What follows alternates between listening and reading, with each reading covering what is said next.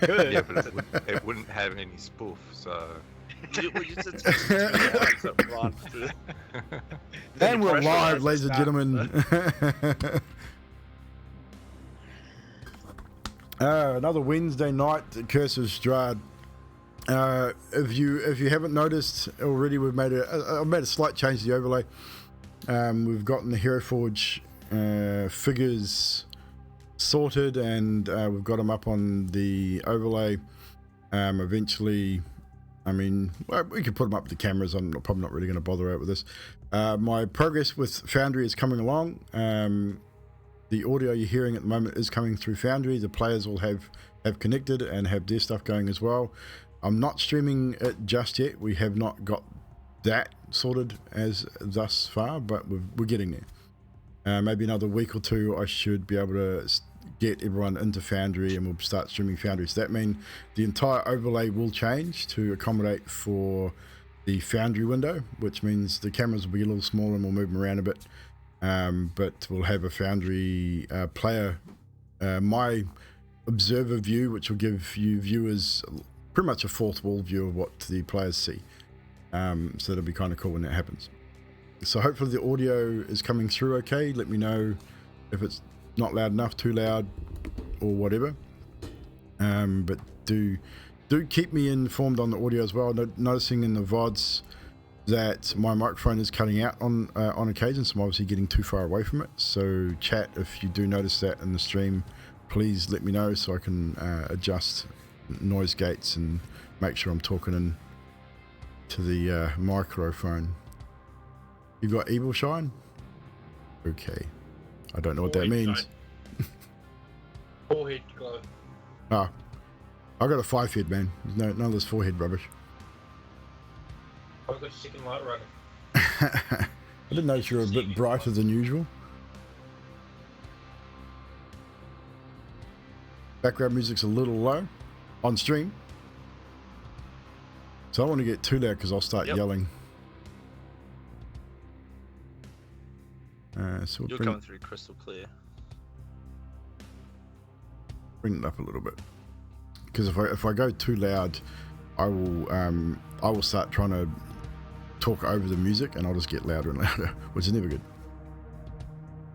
Oh look, it's a stranger in the chat. come to see you guys die while she's having a holiday in Barovia somewhere.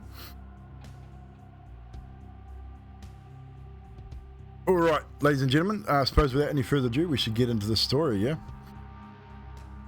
Yeah.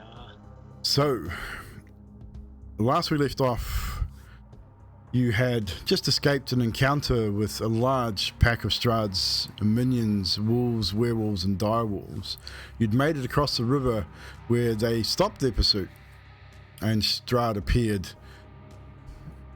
giving a little bit of a taunt as you eventually collected yourselves and headed north, back along the road, looking for somewhere to camp. As you travelled the dusty dirt road in the middle of the night, you spied, I think Skathus was the first to spy, several ghostly figures flitting through the trees, and eventually they attacked. These ghostly figures surrounded, attacked the group. You managed to fight them off. You did sustain some more minor damage in the fray, but you survived. Eventually you found an area maybe 100 or 120 yards from the bridge on Slavich Road, and decided it was probably the best place to rest for the evening. You set up a camp with Karnos, and many of you helping. Karnos having the idea to set up a lean-to style makeshift shelter to aid from any further rainfall of the evening.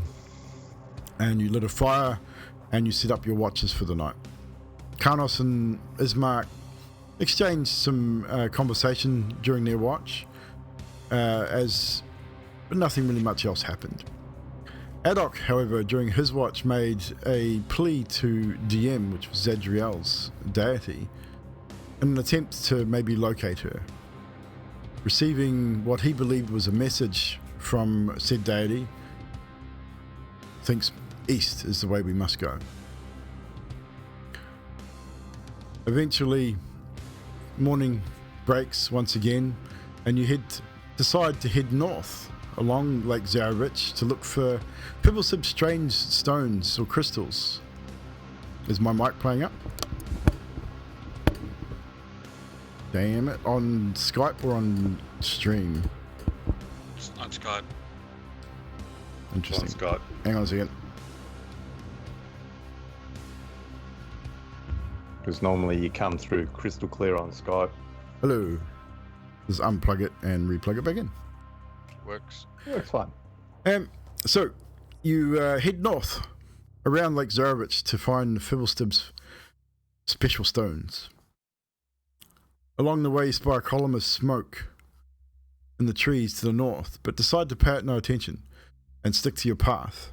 And indeed, after a few more hours, you find the spot where Ismark says that you'll find these crystals, the dragon shards, I believe you called them.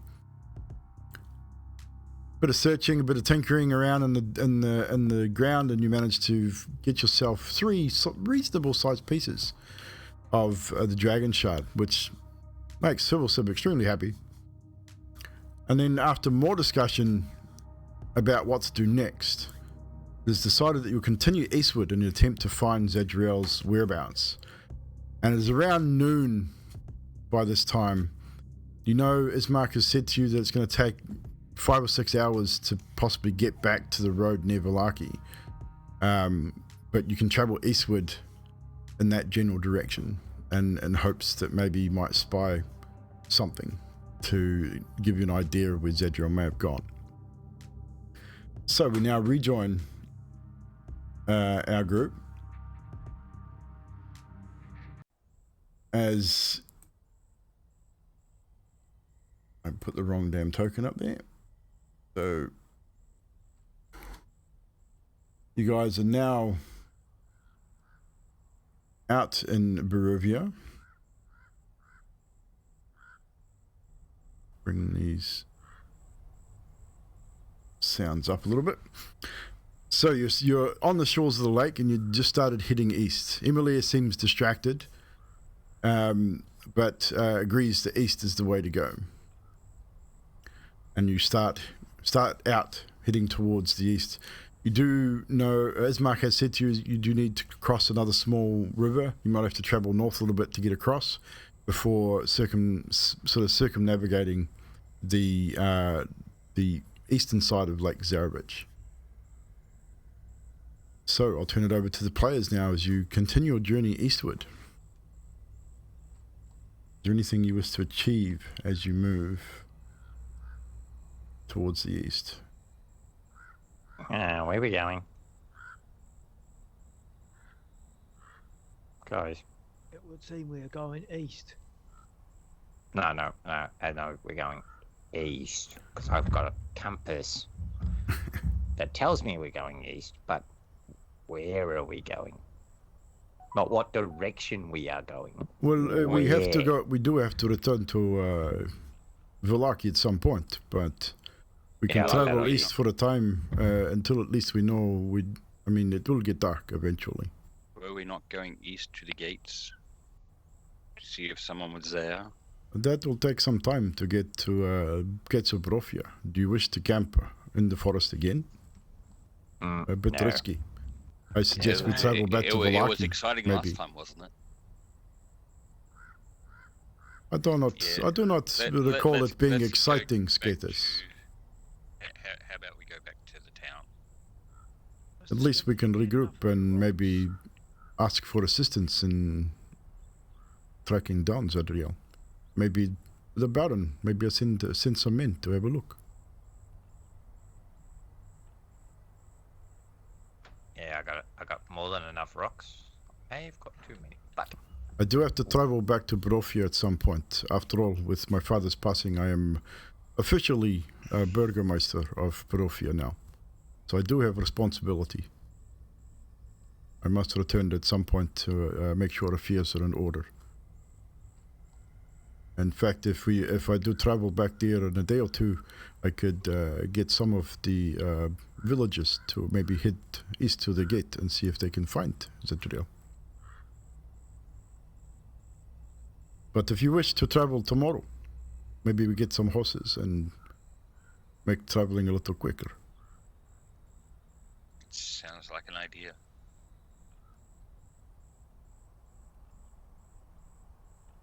So Right, we okay. carry on then, yes? Yeah.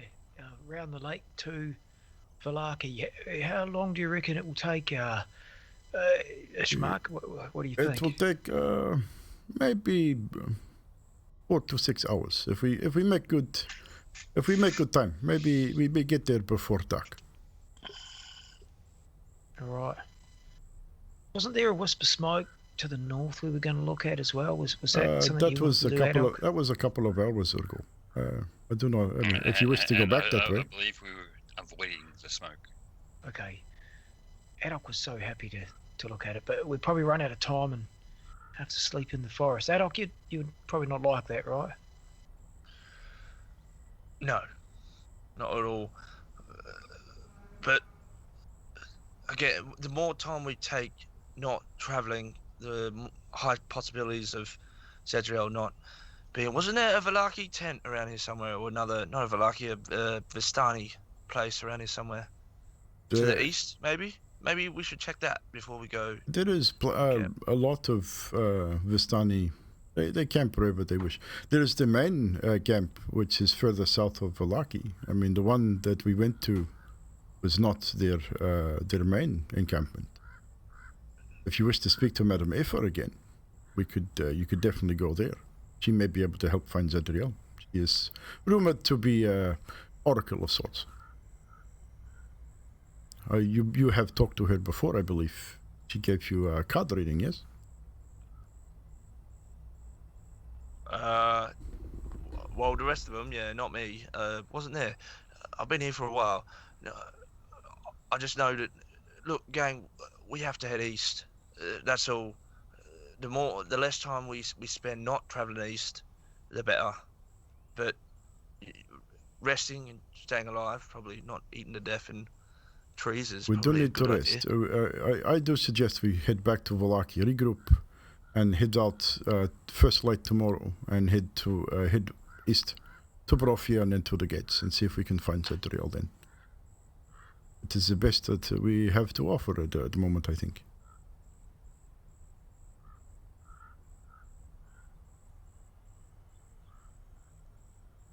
Yeah, you could be right.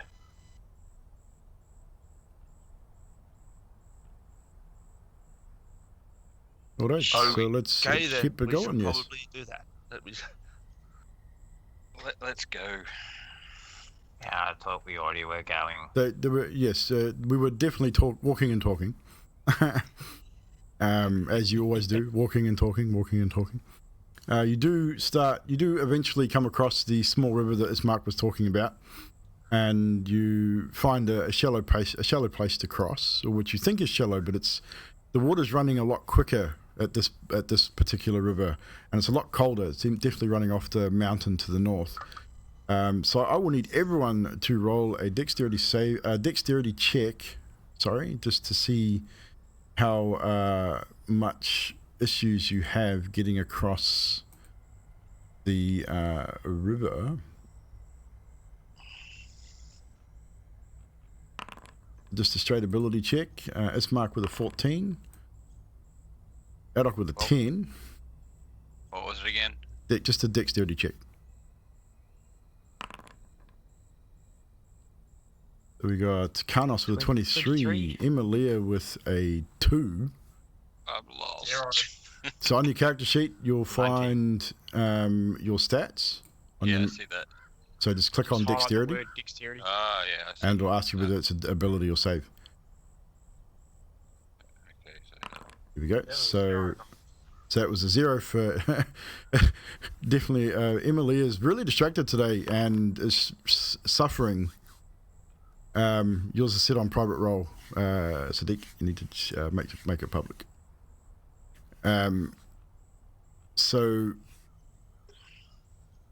Emilia stumbles and trips and falls, not face first or anything like that, but you do stumble into the water, and you do get a little bit wet, it's a little cold. What was your Sadiq? I actually did a proper roll, 19. It still didn't show up. No, I rolled. Oh, you rolled, yeah, so 19. So everyone's good, even Adok with a 10. You struggled a little bit with the current being the size that you are, but you managed to get across. Emilia stumbles and falls down to her knees in the water. Ismark says, "Oh, Emilia, are you all right? Please, let me help you." And he holds out a hand to help you up and out of the water. Emilia sort of is woken up by the fact that she's fallen in the water. And it's cold. It's mountain runoff, so it's cold. She takes his hand and lets him take her across the river. Help her across the river.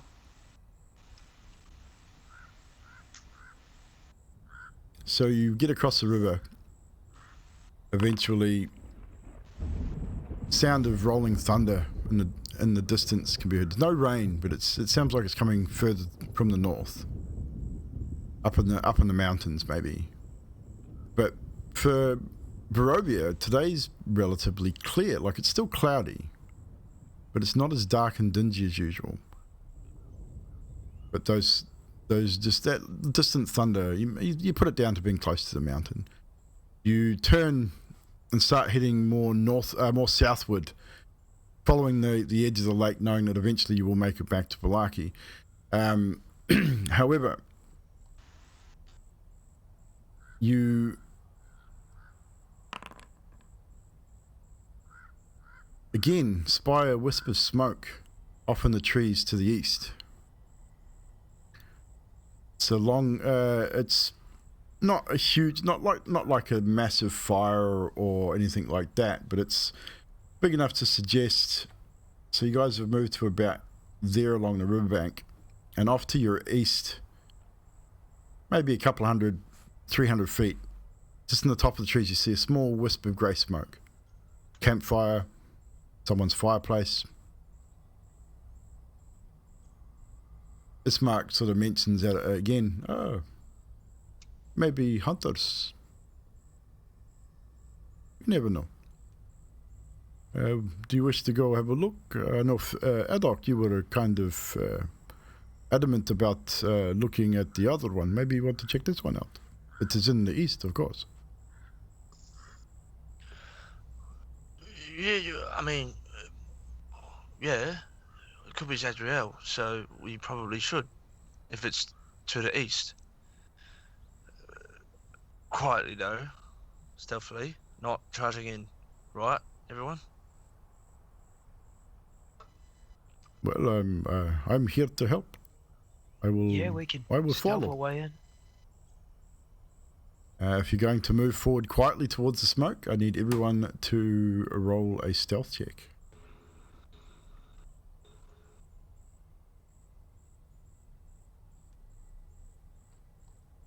Four. Ooh. Ooh, Six. natural 1 from Ismark. We're not doing so good here.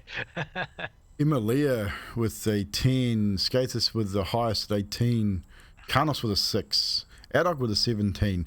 Even with the 2 high rolls, it's, yeah, you're even Ismark, he seems to find every branch crack. You sort of, someone hits Karnos, you hit your shield on a tree and it makes a bit of a racket, bit of a jangle and a racket as you walk through. So everyone's looking at each other thinking, well, as Mark says, well, so much for being quiet, I guess. I'm sorry, I cannot seem to find Big Feet. And he sort of stops to recompose himself and starts forward again. But you're pretty certain that as you approach, that everything within probably the close vicinity has heard you coming. So you move forward 100 feet, 150 feet. Smoke is, you can sort of see it, sort of a silhouette through the trees as you move forward. Looks like a small hut, maybe. Makeshift. It's nothing too flash, but you can definitely see the smoke coming from a small chimney on the top of this hut. As you get closer, Skathus and Emilia, you got the two highest passives. You both smell what can probably only be described as bacon or fresh meat being cooked. Just that scent on the air that you catch. Emilia, you definitely get a scent of fresh blood on the air as well. It definitely sort of your sort of senses perk up when you catch that whiff, that real coppery iron sort of whiff of fresh blood. You get closer and closer to the cottage. What are you guys doing? Looks like a small, maybe single room, maybe double room establishment. Not very big. Ramshackle, thatched roof, a makeshift sort of stone chimney poking out of one side with a small wisp of grey smoke coming from it. And as you get closer, maybe 60 feet, you can hear the soft humming coming from inside. Almost like a woman, like an older woman humming, maybe.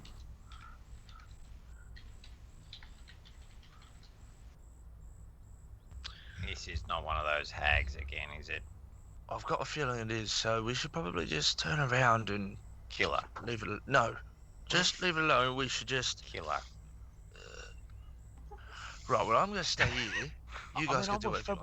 If it's a hag, Adok, we should kill her, but maybe we should. Do you have a habit of just running around killing old ladies for no reason?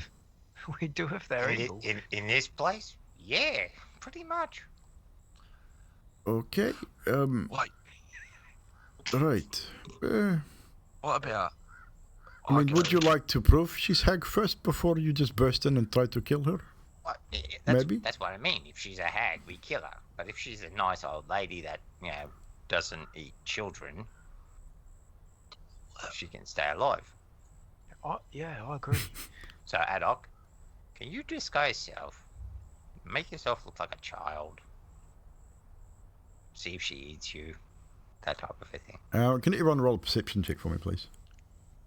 Sure can. That is the worst idea I've ever had you come up with. You're usually a very smart person, but that is terrible. So, Skathus with a 5, Emilia with a 10, chicken rolled privately. 10, 19, nat 1 for Skathus. 7. So, rolls on us. Fibblestib, you'd be the first to notice it.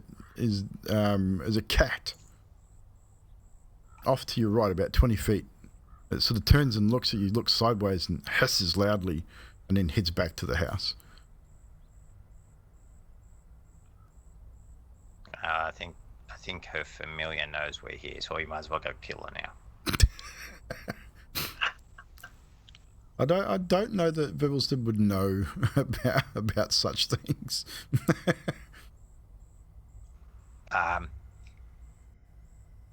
Let's go find out if she's a hag or not. Come on. This is what Zadriel would do. Skathus maybe- starts walking up to the cabin. Yeah, I was gonna Skathus, suggest wait, that. Skathus, you're so quiet. You should probably sneak up and see what you can see. This Mark's going to hang back. He's not too sure about this whole situation. Look, you know, I'll go with Skathus because, I don't look the prettiest, and hags might see me as, I don't know, something too relatable because they're not the prettiest either. So we might get along. Don't put yourself down. You're not that bad looking. Look, I know what it look like. It's fine. I've seen worse. Just look at Carnos. True. Carnos- Fair point. Carlos looks over and goes, "Hang on a minute. Are you comparing me to a goblin?" Wow. No, you're saying that you're worse than a goblin. Looks wise. I mean, Yeah. sure. If you're taking You're look at my pretty scarred up, Josh. man. it's definitely uglier than Adok. But look at this chiseled, handsome. Like I could be a model for, I don't know, Stocks Weekly. While this is going on, Skathus is just looking over his shoulder at these cabin to see if anyone's coming out. And funny you say that, because as you look over your shoulder, because you guys are standing there not really trying to be quiet, discussing this about 60 feet from this little hut, Skathus, you've been the closest, hear the door creak open, and out steps an older woman, not like super old, but an older woman. And she sort of, with a walking stick, sort of comes out and looks over and sort of says, "Who goes there? What are you doing in my forest? Would you like some tea? I'm brewing up a fresh batch. You look like you could use some. You all look a bit hungry. You, the red-hatted girl, she looks very thin. You should come and eat. You come and fatten up." You don't want her to eat and fatten up. Yeah, why not? You look like you could use some tea, young fella. Who? Me? Young? Oh, you look like you look tasty. I mean, you look hungry. He's also a child. Yeah. He's but the age of 8. You look like you're about the age of 98, to be fair. I mean, you're a little grey and what are you? I've never seen you before. He's a child too. He had a very bad accident with some flour one day, and Okay. No, it was a, Would you like to come in for some tea? yeah. Why not? Canos? do you happen to cook any pastries? No, not pastries. I like my meat. I'm a meat eater. Oh, I thought you said mead. I was going to say, if you like mead, well, it's the right place. Have you got any alcohol? Well, come on in. Come on. Don't stay out there all day. Well, she's inviting us in, right? So this is a good thing. Go over. Let's say good day. So, yeah, heading in. Ismark is reluctant, but he comes along, sort of hangs at the back a little bit.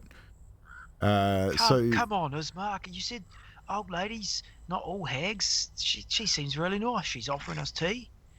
We cannot stay very long if you want to get back to Valaki before dark. Just keep that in mind. Alex. Oh, sorry. There you go, Adam. No, you go. No, you go. Someone go. Alex got a signal for everyone to come back and close before we move into the house, that's all. We do so. So the older lady, she walks back into the house, leaves the door open, and you can hear her sort of muttering to herself as she's clinking of china, and she goes, "Ow, ooh, hot," and sort of just little bits and pieces. You can hear a cat sort of meowing and purring inside as well, and that smell of cooking meat, fresh meat, and the sizzling of meat can be heard from inside as well.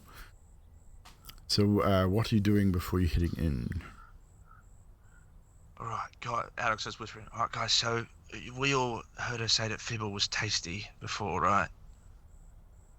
Or was that just me? No, she definitely said it. So I'm leaning towards the way of, kill her, not kill her. Right. Thing. Well, hang on a minute. I mean, we cooked cat and spider leg, and they were tasty. She could be right. Maybe gnomes are tasty. Maybe at some stage she's eaten gnome, but she might be sweet as. Oh, starting to look like you need to go on that list too, Carnos. It's not the case of you don't just judge her evil because she said you're tasty. Maybe in Barovia people say things in a weird way, like tasty might mean he's a handsome young fella or something. Who knows? Maybe she's keen on you, and he starts winking at her. Hey, yeah, you're a tasty morsel. You know what that means. Hey, Malia, you tell him what tasty means where you come from. Well, actually, no, you don't. I smell blood. And it smells good. What? Animal blood? Roll a perception check, Emilia. I really don't know what's gotten into Karnos, but I feel like we should just ignore this and keep going back to Valaki, maybe. You're not 100% sure whether it's animal or human. It's kind of hard to tell at this point. It's just a faint sense, so it's not close to where you are, but there's fresh blood somewhere within, maybe, I'd say within 100 feet of your current position. Blood somewhere in here. All right, Adok, team vote. Fibble, Skathus, Evldoa, raise your hands. Who wants to join the old lady? Everyone raise your hand now. So Ismark says, I do think we should keep going and get to Valaki before dark. Yeah. So I'm with Fibble. So that's only we're outvoted, I think. As I lost count, but It was 3 to 3, so it's actually even. ooh, All I right. will follow whatever you do. If you make a decision, and I am sworn to help you. I said I would. If you wish How to go, about- I will go. If you lot go in, the three of us that don't want to go will stay outside in earshot's distance, and you lot can go in. And just yell out if you're in trouble, and we'll burn the place from the outside. Yeah, that sounds like a fucking brilliant idea, Adok. Brilliant. Let's kill us 3 to kill the hag. Are you coming inside or what? I am Yes, waiting. yes, We yes, have we're coming, the tea we're is getting coming. cold. excuse me, what's your name? Oh, my name is Emilia. Your name is Emilia. Yes, yes. Can you just step outside for one momento? I trust you. I'm Sounds like making tea. You come inside, quick. Okay, Tea I would just get have one more cold. question. Emilia, old lady Emilia, are you a hag? What are you talking about? I'm You know, no hag. old and evil and wants to eat children. Why would I eat the children? Children, do you see any children out here in the forest? I think Why not. did you say that my friend Fibblestiff here was tasty? Can you explain that? Can you explain why you're yelling at me from outside my house? Because we think that maybe you could be a danger to us all. You are strange people. Yeah. I think I do not want you into my house no more. And she walks out and closes the door. Well, that solves that. Right, we Strange come back people and kill the coming lady. and Let's go. coming and offering tea. Don't take it. Get out of the way, Forrest. Go home.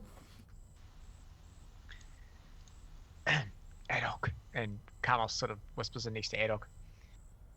You could probably fire a fireball at that house now for a bit of fun. I mean, yeah, both Fibbles and I could do that. You know, hang on, give me 1 second. I was kidding. She could be a nice old lady. Just Adok's going to turn to the house, point his finger. He's going to say Mektakakat's message towards the old lady in the house. Yeah. And then he's going to say in his head, look, if you're ag, that's fine. I just want to know, is your tea made out of children? Does it taste good?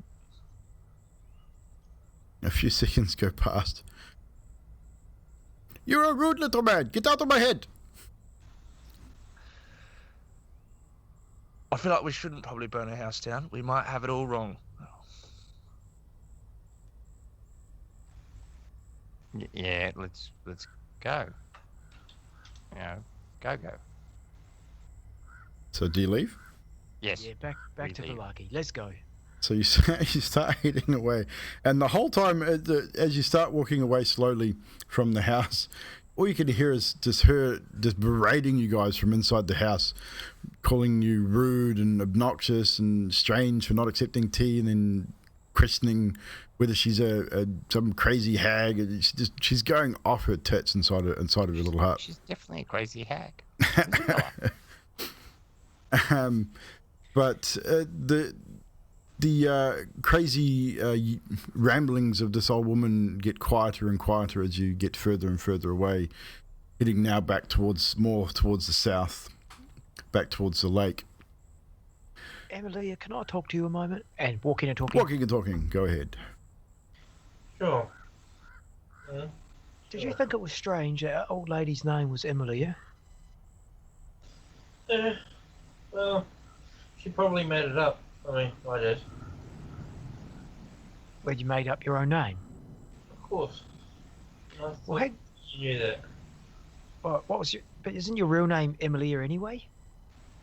No, my real name's Amelia. Yeah, but Amelia is pretty much Emilia, right? It's the same name. Sort of. So it just seems odd that she plucked that name out of the air and it was your name. For, most wants and purposes, it was your name. Do you think maybe that was the future and that was what you're going to look like in the future? Oh, I highly doubt I'm gonna live that long. Maybe. Oh, I can hear wolves again.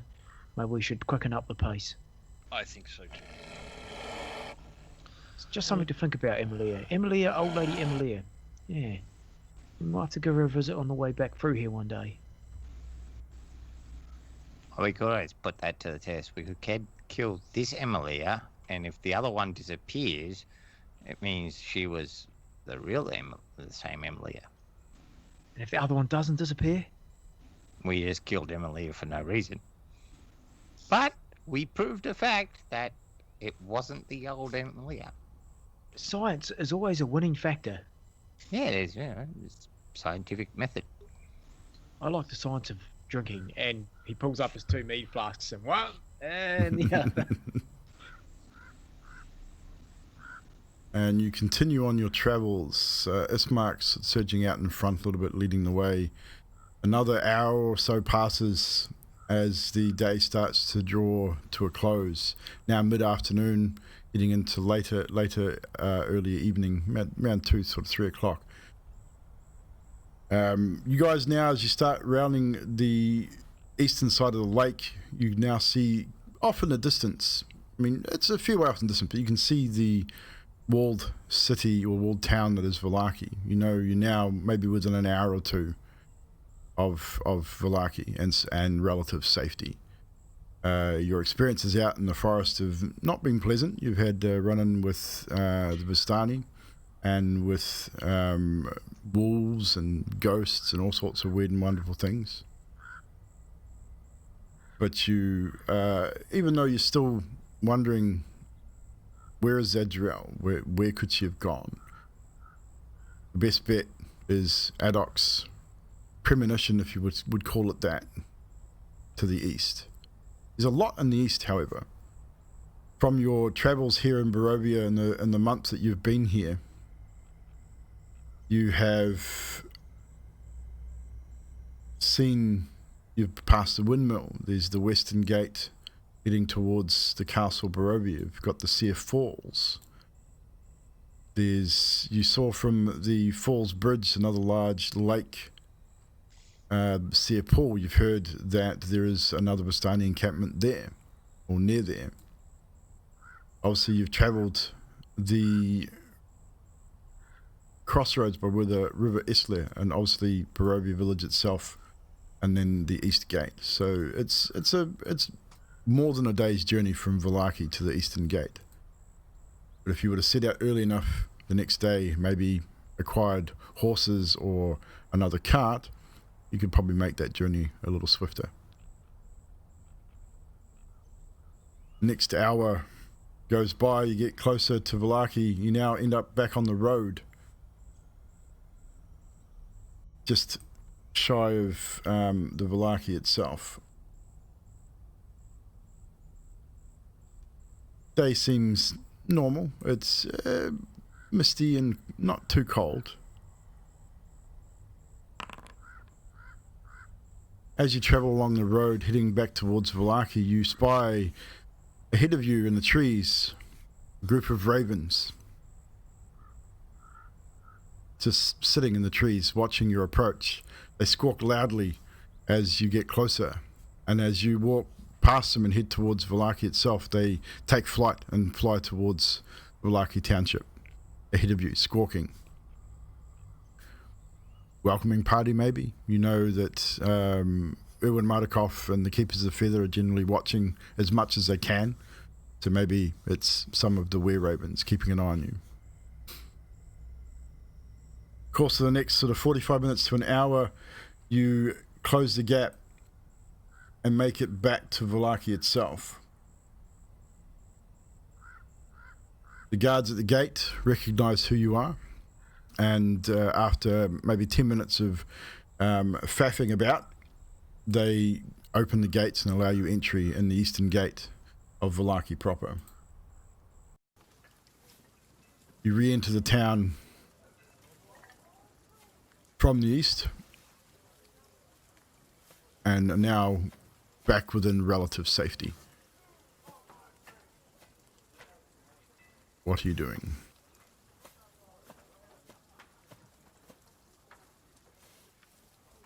Well, I don't know about you guys, but I guess we should take this moment to rest up and resupply. What do you need stocks-wise? Well, I should go check on Irina and see if how she was doing. I think she is okay, but I must check in with her and see if she's heard word from Barovia, and see if I have to travel back there and attend to duties. So if you are wishing to travel tomorrow in the morning, I will meet you back at the Blue Water Inn. First light, yes? I'll come with you, Isma, if I want to see Irina. Of course, please. I'll see you guys back at the inn later. Right, Emily. Maybe we should, because we want to spend as little time as possible, we should just do what we need to do, get our stocks. We should talk to the Baron, maybe organise some horses, like Ismark said, and maybe we could send out these ravens, right? I mean, the ravens, and he gives like a wink, so maybe they could scout for Zadriel, and because she can like speak to animals, maybe we can get her to deliver a message to be like, hey, we're coming for you, smash some heads along the way and leave a trail so that we can follow or something. I don't know what you all think, but that's where my head's at. I think that's a good idea, Haddock. Can you Really? talk to the ravens? Well, I mean, I can cast message, but I don't know if it's just a raven, then it's probably not going to respond. Or if it will, it'll be in squawks. But you could talk to a human that talks to ravens about it. Right? Yeah, the owner. That's what I meant. We talk to the owner. To talk to right. Because he, I mean, I'm trying to be a bit quiet because you don't know who's around, but... I'm with you. Yeah. So just little time, early night's rest, up early, get the Baron, get the horses, because we got to bounce. Yeah, but maybe do we talk to the Baron tonight about getting the horses? Maybe that's a good job for Skathus. He's good with words. He's nice and polite. Carlos, are you feeling all right? Have you got a fever? Word since when? Holy crap.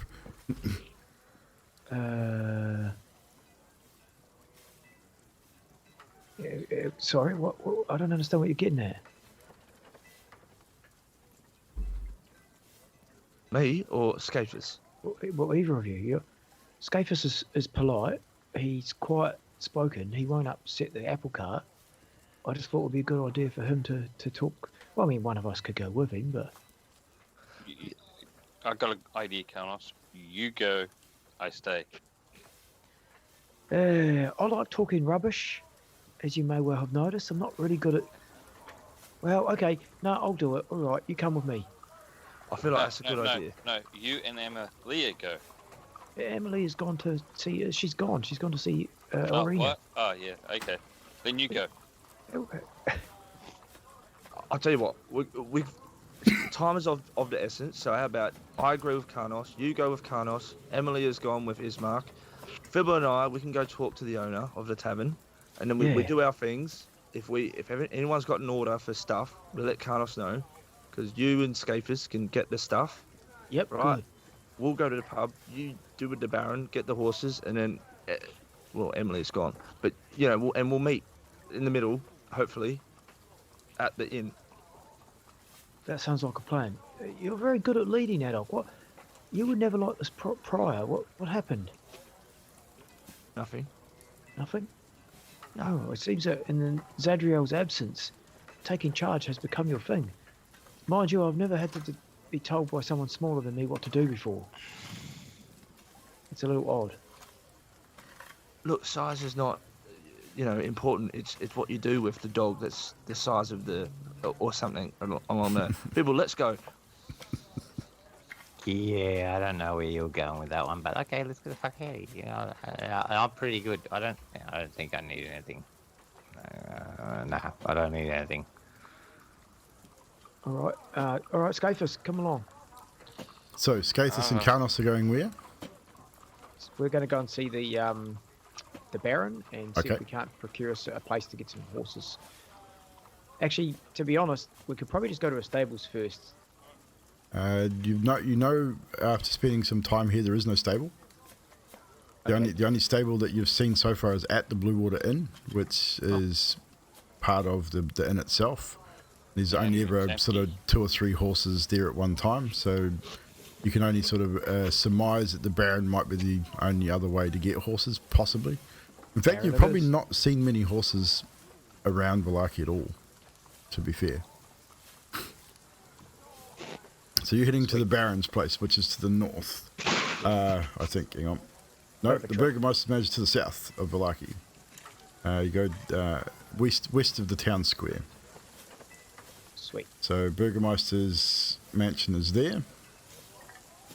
Ping the map, and Emilia and Ismark are going to the church there, and Fibblestib and Adok are going to the Blue Water Inn. So we'll stick with Karnos and Skathus first. So you head towards the Burgermeister's Mansion, and as you get there, you spy Isek coming out of the Burgermeister's Mansion, sort of heading towards the road, and he spots you, gives you a sort of a very regimented sort of wave with his good hand, and he's got his large axe across his back as always, and walks up to you and good evening. You have returned. You've been gone for a couple of days. People were getting worried. Baron was concerned that you may have fallen foul of Lord Strahd and his minions. Well, it's good to see you okay. It's tough out there on the road, but Skathus will tell you it's pretty rough. Tell him, Skathus. Yeah, what he said. A man of few words, I think. Yeah. So no, we got out there and nothing to hinder us for too long. We stayed out the night, and we survived. We've done all right. Yeah. I see a few scars that you did not have last time I saw you.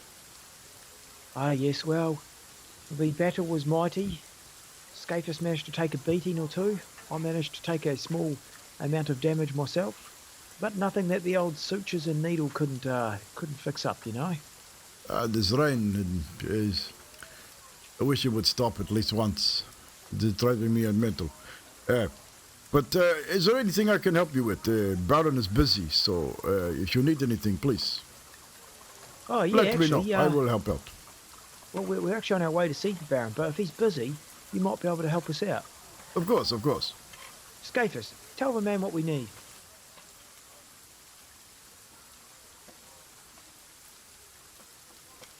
Look down at Karnos. You can do it. It seems like he doesn't want to talk today.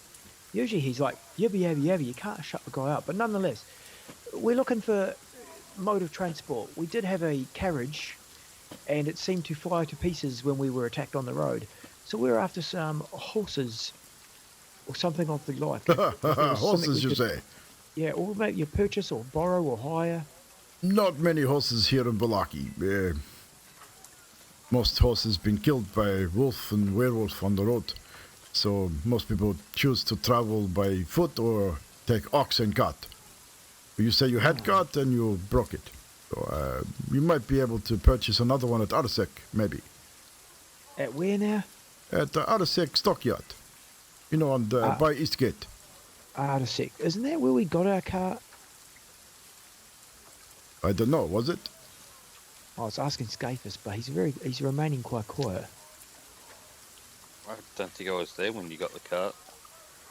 No, maybe not. Nonetheless, okay, well Artisec, Arse check, whatever that. We'll check them out. But okay. Anything else? Maybe I can help some other way. Yeah, well, unless you do have some, it's a far reach.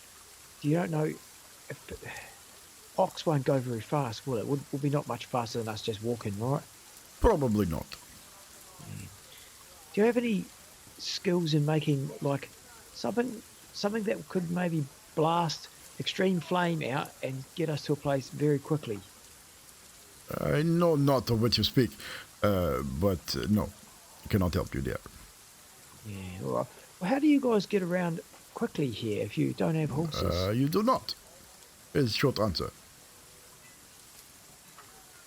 All I right. have no need to go anywhere quickly. I spend most time here in Valaki, go hunting occasionally, go looking for missing children and missing hunters and missing townsfolk when that happens. Happens from time to time. If you out on your travels, though, if you happen to be out near Argenvostholt, pay it a visit. I think you will find it an interesting place.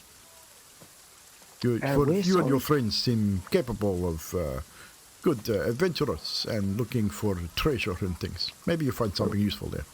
Yeah, what's it called? Argenvostholt. It is old mansion out to the west. Argenvostholt.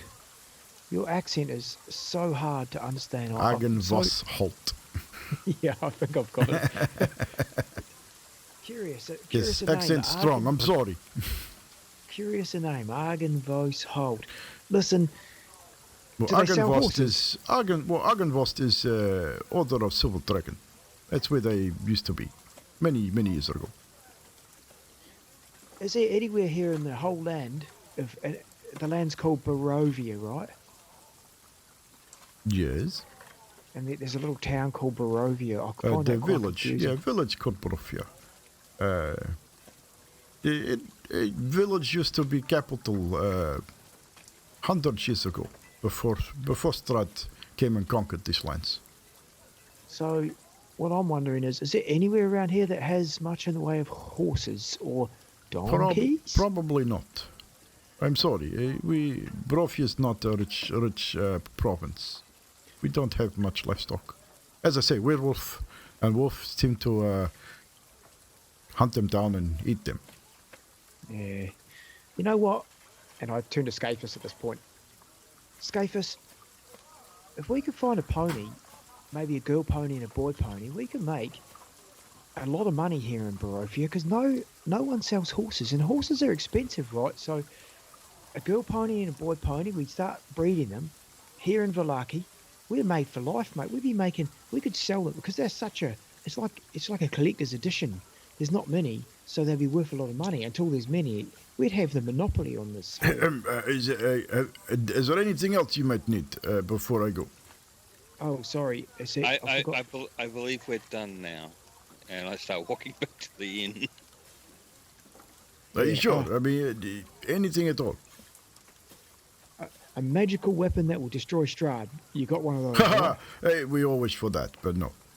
It was worth a go, right? Okay, I must be going. I have things to attend. Hey, thanks a sec. Have a good evening. Thanks for the idea. Have a drink for me later. I've probably had enough, but sure, I will. And Isaac turns and heads towards the town square. I go catch up with Skathus. Come on, man, that was a good idea. And that's it for us. So I don't want to stay here. You can stay here. I don't want to. With that, we'll switch over to Ismark and Emilia as they head towards St. Andrew's Church. So Ismark actually turns to you on the walk back, Emilia, and says to you, Emilia, yesterday when you healed me, I understand your plight, and all you have to do is ask. I will willing to help. Irina is fond of you, and I am willing to help you as much as I can. You do not need to be so sneaky. Yeah, sorry about that. It is all right. I understand. But in future, if you need help, just ask. I know that you said that Irina had told you everything, but I wasn't sure if she'd told you everything. Yes, Irina is in a unique situation. She is not same as you. You are in a slightly, probably a little bit more dire predicament. She was just right, and it appears Strahd does not want to turn her, not unwillingly. He wishes her to come to him of her own free will, which I will not allow to happen. So I am looking out for you as well. We will hope to destroy Strahd and hopefully set you free of your curse, if that is what you wish. Maybe her change has been hindered because she has people who love her around her. I do not think so. We have talked many hours of this. She is growing stronger every day. He drained her to almost death to keep her weak, and the wolves that attacked our home night after night was to try and drive her insane. Have her nowhere else to turn until you showed up, you and your friends. If it was not for you, she would probably be in Strahd's arms as we speak. She was at her wit's end, mentally, not physically.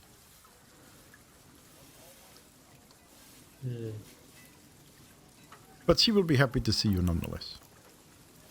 She may be able to join us in finding Zadriel soon. She is definitely strong enough, and she is a much better fighter than me. When we saw Strahd, he said something along the lines of him having Zadriel. Well, he didn't say it. Is that... He said, yes, I remember. He said, you have lost something, I think, and he might know where it is. Do you think he was talking of Zadriel? Well, we already know that he took Mirabelle, so I believe that. Yes, well, he admitted to that when you went to dinner. Yes. Yes. My concern is that, despite she may not know it, I actually owe Zadriel quite a lot.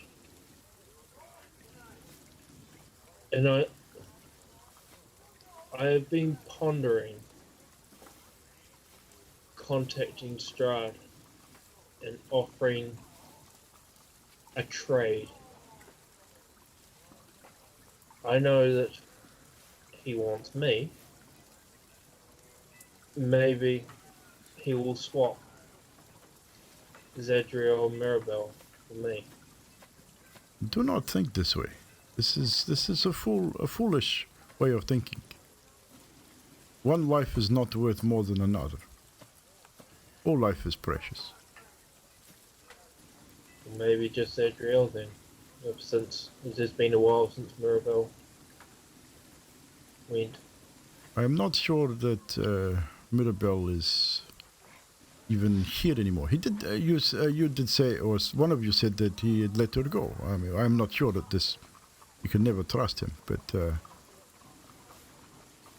why do you believe that he would give Zadriel back for you? Is he? I mean, as far as I'm concerned, he is an evil man. He will do whatever he can to destroy you all, one by one, if it is for that. So you offer yourself to him. He keeps you both. Kills you both. Then your friends are down 2 people, not just 1. So this is where I'm perplexed. So I have reason to believe that he wouldn't kill me. For I am family to him. Oh, come as now. So to speak. You believe that because you are what you are, that he will not kill you? I believe you might try. Let me tell you a little something about Strahd. Strahd cares for no one, or nothing, outside of Tatiana. Tatiana is the one that he loves and that he wishes for. No one else. Unless you are a direct line to her, you are nothing to him. Nor are any of us. We are a means to an end. Do not buy into his lies and his deceptions.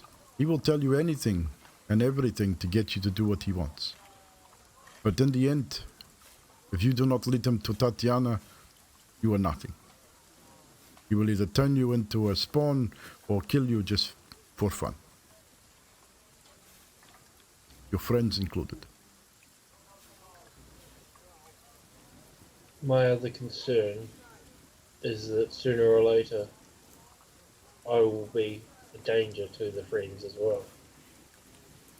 Yes, this I understand. But until that time comes, you help your friends. And pray that they show you mercy when the inevitable does happen.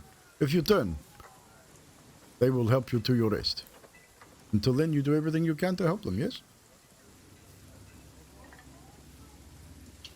Agreed. It's not the turning that I'm afraid of, it's what might happen if I don't. And just, I don't be. This is why you ask for So- help, as I have said. Kanos will help you. I will help you. Idina will help you. You have many friends here, more than you know. Friendship is not something I know much of. It is a new experience for me. Then it Asking should be a for joyful help. one, of course. I mean, I consider you a friend. As does Adina. She cares for you very much. You have made many talks. She enjoys speaking with you. And I enjoy speaking with her too. It is good to have friends. As I have said, we know what you are going through. We know that it is scary and it is a horrible thing that may happen to you. But if we are able to destroy the Dark Lord, and maybe this will help you. If not, we will find another way. Because if we destroy Dark Lord, we can leave this place. We would be able to go back to the material realm where you come from. The Fendelin or Sword Coast or whatever you call it. I'm sure there are people there that would help you. Kanos will help you. He is a hero. He helps everybody.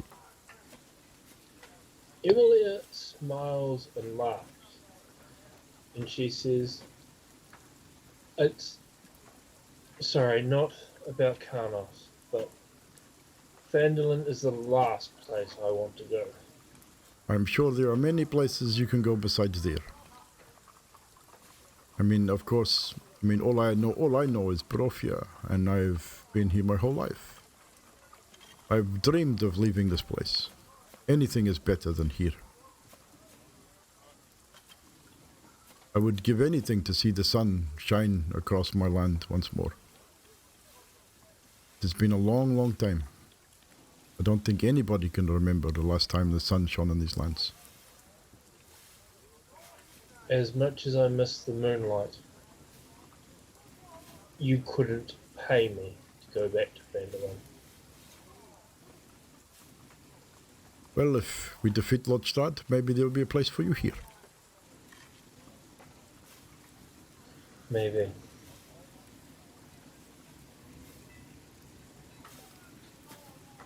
She sort of goes quiet till she gets to the church. Yeah. Once at the church, Ismark says to you, please, you go talk to Irina. I will wait out here. I'll wait outside. Okay. And Emily, Emilia steps into the church to have her chat with Irina. Fiddlestib and Addock, you are heading towards the Blue Water Inn to speak with Erwin Martikov, the owner of the inn. You reach the Blue Water Inn. It is open as usual, and as you enter, there's a few people there. Not too many. It's really a fairly quiet day.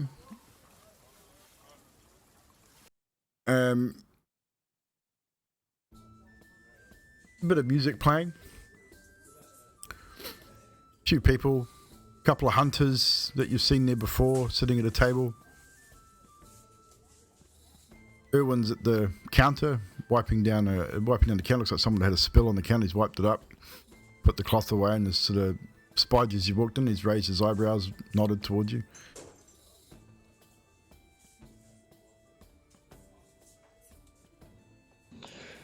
I was just gonna walk straight up to Erwin, the bartender. Hello, little ones. What bring you back? You okay? My ravens tell me that you come from east when you left west. Am I okay? Yeah, I'm okay. You okay? I'm okay. Fibbles, you're okay, right? We're both alright. Yeah, listen, I've got a couple of questions. You're okay though, right? Yeah? We're all good. I'm not stressed. What's up? This guy, I think. Great. Moving on. So I've got a couple of things. We both do. Fibble and I. It wasn't my idea. It was everyone's idea. We're on board. I need your help a lot. Again. Adok. Take a deep breath. Slow down. You seem a little excited. Excited? Maybe. Probably not the right acronym to describe what's going on. But what I would like to say is, hang on. Is Alex going to get and put himself up on the bar and try and motion for him to come closer to Adok? He leans in. Right, so you know your friends that you've got that patrol the place that can fly, well, the ones that can fly, with the ravens. Yes, Adok. Just calm down. It's okay. No, look. No, it's not okay. This is not okay. Someone's in danger. Everyone's in danger. We're probably all in danger, right? I need you. I don't care what it costs. Fibber will pay for it. We need to get someone, one of your friends, to deliver a message to Zadriel that you know who is coming for them, possibly, and they're in danger, and they need to be. Let us know. We're traveling east. It's all part of the DM's plan. I prayed. He answered with like a breeze, a warm breeze, which is kind of weird in here. But just this is what I want you to tell them to tell Zadriel, and then just to give us a message of where you are, because we're going to be heading east early on. And do you know what time the sun rises? Well, it doesn't really rise because there's clouds, but we need to go now. Sort of. Are you getting that? Are you following me? Are you with me? Are you lost? Not entirely. I've got part of it. Yes. Would you like to write this message down, and I will make sure that one of my friends goes looking for your friend Zadriel, and see if he can find her and deliver a message. Yes. Yeah. That's great. But they need to go to the east. Just fly east. You'll see her. Can't miss her. Well, I do. I remember what she looks like. Yes, but east is a lot. There's a lot in the east of Borofia. Many things. Many miles of land. I will send out if you get me message, I will send out 2 or 3 and see if they come back with anything. Yeah. With that, Adok is going to grab his face and just kiss him on the lips and say, "Thank you so much. That is, oh my God, you saved. Great, Fibbles, you hear this? Please don't do that again. I like you, but not quite that much." Right. Yeah. Sorry about that. Fibble, you probably got a better idea of whereabouts Zadriel. You know her best. Where do you think Zadriel's heading towards the east? Because we'll write that on the message, and whatever else you want to say, you know how to write. Yeah. Yes. Great. I know how to write. As do I. But I feel like, you can put it in a way that will make Zadriel listen to you more, because you know her more. About. Have you met Zadriel? Yeah. No, you guys have got a good camaraderie relationship, and. Yeah, and she decided to leave. Exactly. So we, got to get her back. So you've got to do what you do, and just you know what I want to say. what we all got to say. I got no bloody idea what you want to say. Am I not making myself clear? Do I not? No, I think you had too much coffee this morning. Okay. Right. So, messages. Well, actually, you know what? We'll just wait. We'll just wait for the bartender, Erwin, or whatever his name is, to get back with the pen and the note or quill. And I'm still we'll here, just- Adok. I have not gone anywhere. I said for you to bring me note. I'm not giving you paper and quill. You get your own. Oh, there we go. Now we need some paper and quill. Oh, great. I got inkwell, and I do have a quill, but I don't have paper. Have you got anything like what you use to take orders? Something? Look, I'll give you money. Fibble. He sighs heavily and turns back and slides you over a couple of pieces of parchment and just he waves you off to no payment. Just take them. Write your note. Come back, give me note when you're ready, yes? So I'm going to write 3 different notes, but say the exact same thing pretty much.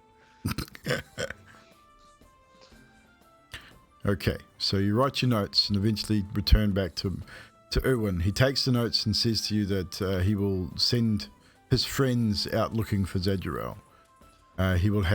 He has no idea how long it'll take, as there's a lot of ground to cover, but he will contact you as soon as he's got any kind of word. Cool. Great. All right. So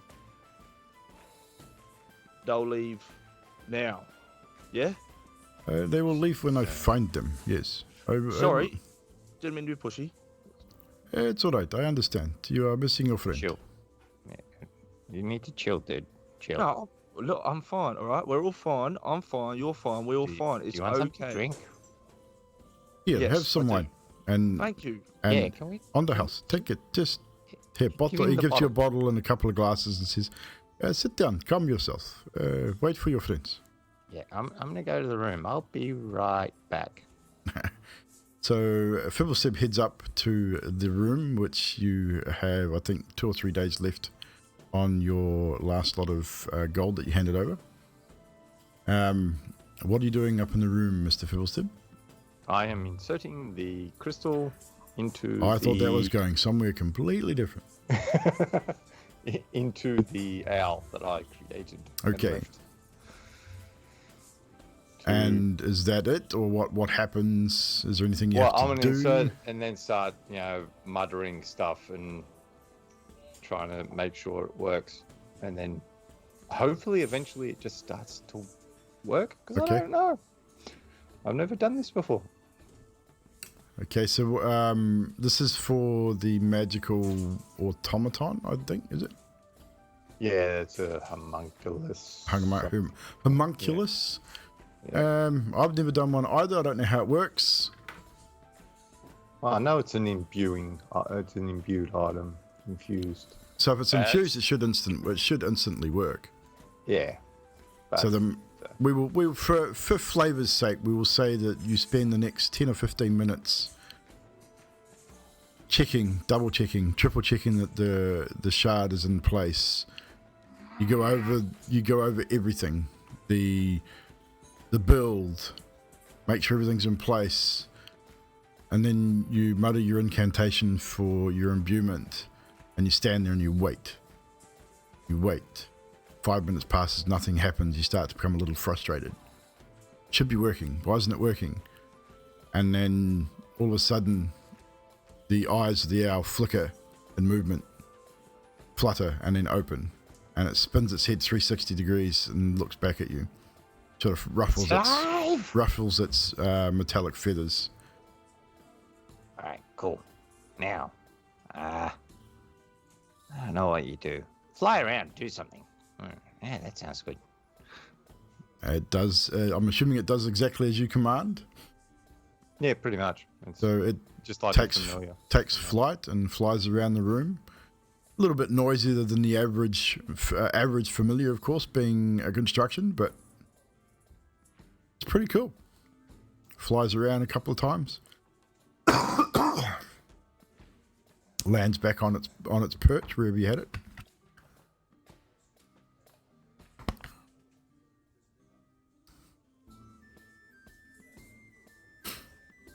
So I'm gonna put it on my shoulder and then go downstairs. Okay, so you return back to Addock. Addock, as Fibblesib returns through the main doors, you've had a couple of drinks or a drink or whatever, starting to calm down a little bit. Fibblesib returns, but he has a friend with him. Fibble, would you describe your owl to Addock and the rest of the group now that we're at that point? Alright, so it's a metallic creature, owl, that's silver and bronze in color, because that's the primary external thing, but it's just like an owl. But it's mechanical. It's a mechanical owl. Yeah, it works. And it's awesome looking. Crap, where the hell did I put that paperwork? There it is. So just gives people a little bit of reference. This is probably the best picture I can find of a mechanical owl.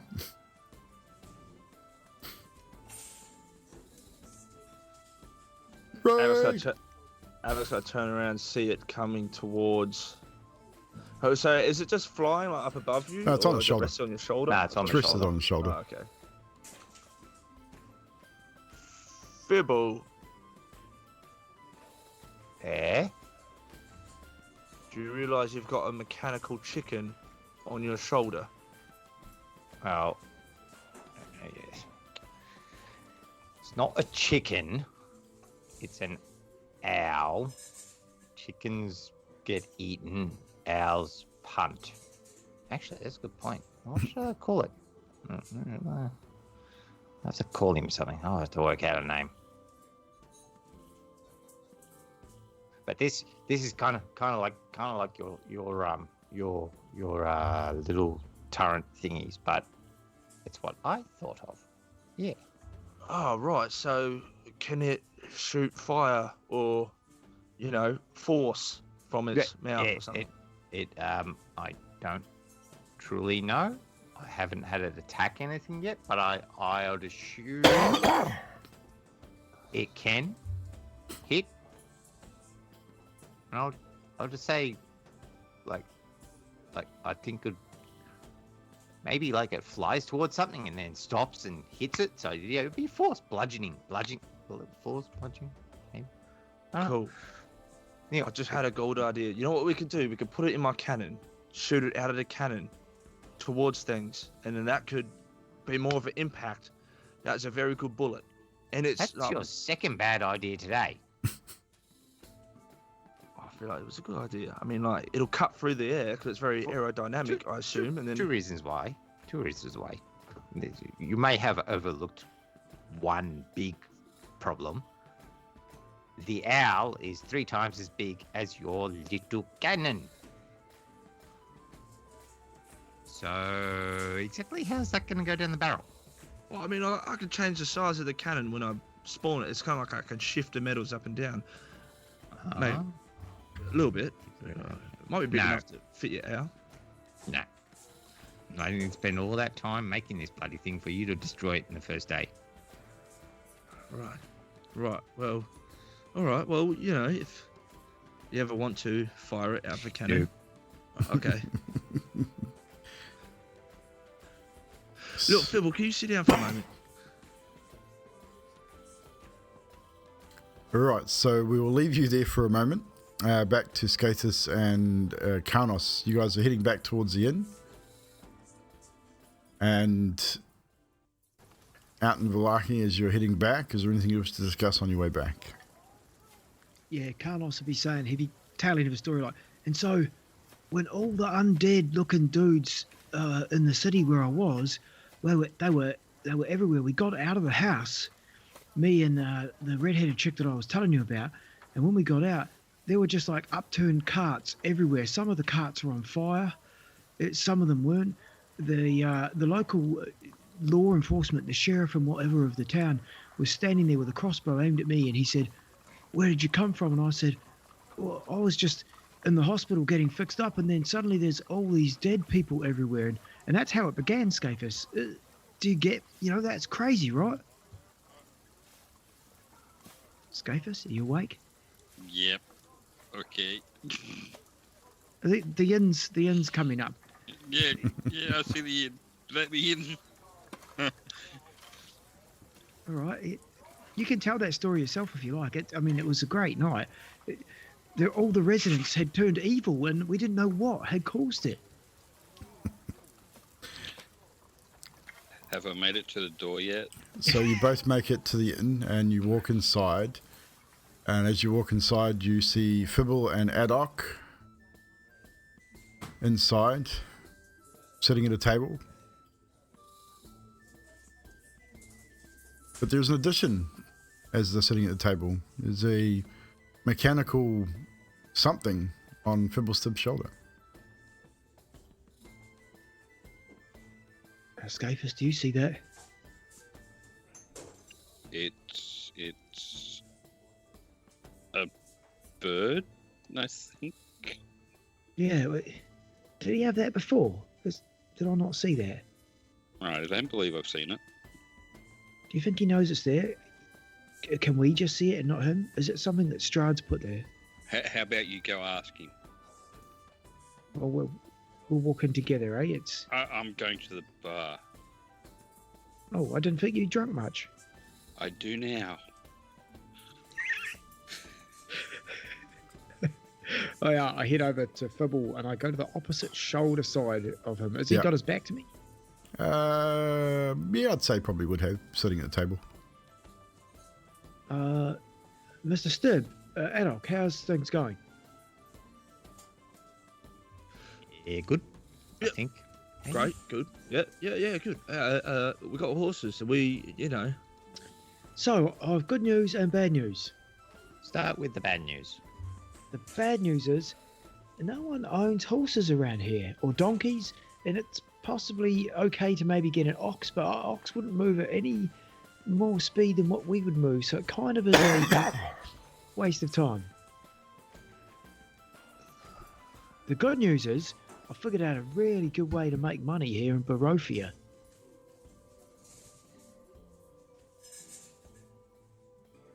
Okay, this ought to be good. Come on, lay it on me. Well, see, if they don't have horses, we can make... Well, we can't make horses. Well, maybe you can, looking at your shoulder. We breed horses, right? We could make a ton of money if we stuck here. If we kill Strahd and we don't get home, okay, breeding horses, that's what we're going to have to do. We will be the heroes of the land because we will have all the horses.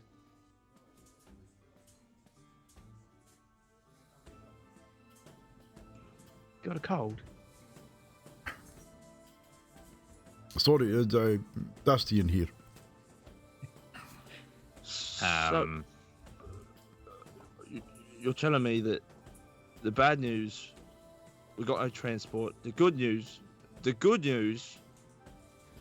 is that you figured out a way to make money in a place that's designed to kill us at every turn and that we're trying to get out of. Yeah, if it comes down to it. At the end of the day, there's no transport. There is no transport. I even asked them if they could make something that would fire fire out of the back and send us quickly on our way, but they had no idea. To be honest, no one was really that helpful. Well, by no one, I mean Isaac, because we couldn't talk to the Baron because he said the Baron was too busy. So Isaac gave us a hint that there was no animals. And if we want a cart, I think he pretty much just sent us back to that same damn place we bought our cart from. A place called... Artisec Stockyard. Oh, and he did say we might be interested in a place called Argon Vos Holt. He said that would be interesting for us if we wanted to head there. Is that towards the east? Is that on the way? Where is that? I have to have a look at the map again, but I'm not sure. If it's on the way, I don't know. No, Maybe he told you it was to the west. It's actually the opposite direction. Great, that's fantastic. That's really good news, Carnos. Well done, mate. Here, have a drink. I'll tell you though, Adok, it's just something to put aside for later. It's no panic. Look, we can't get horses, right? But Emilia can still turn into a horse or an elk or a dog or whatever. So it's not a real loss. We just have to get our hands on another cart or something. You guys are good at building things. Between you and Fibble, you could make a acid-powered fire blasting, lightning enhanced cart of maximum proportions. That's what I'm picking. You guys are pretty good.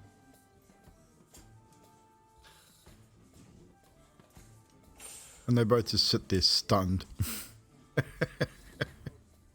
I'm gonna. All right. Adolf's gonna turn to Fibble and just go. He has got absolutely no idea what we do, does he? No. But it is funny watching him. Okay. What's wrong, Adolf? What's wrong? What do you mean? What happened? Nothing. Nothing's wrong.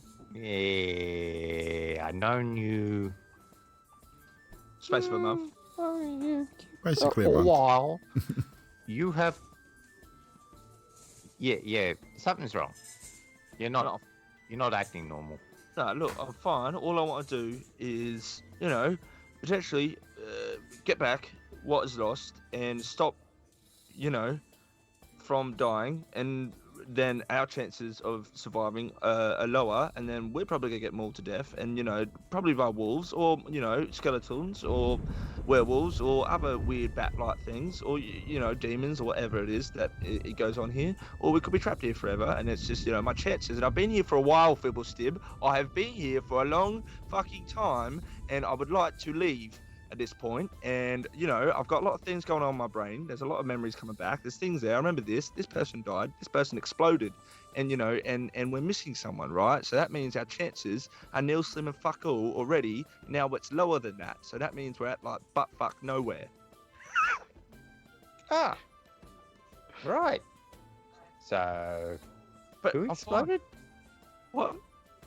Who exploded? Doesn't matter, right? It just doesn't matter. What's gone is gone. But it's just you don't understand what he's capable of. Honestly, he's whoever controls whatever's going on. Strahd is. Look, just if we've got a chance to get out, we need everyone. And we need to do as much as it takes. And we have severely pissed him off.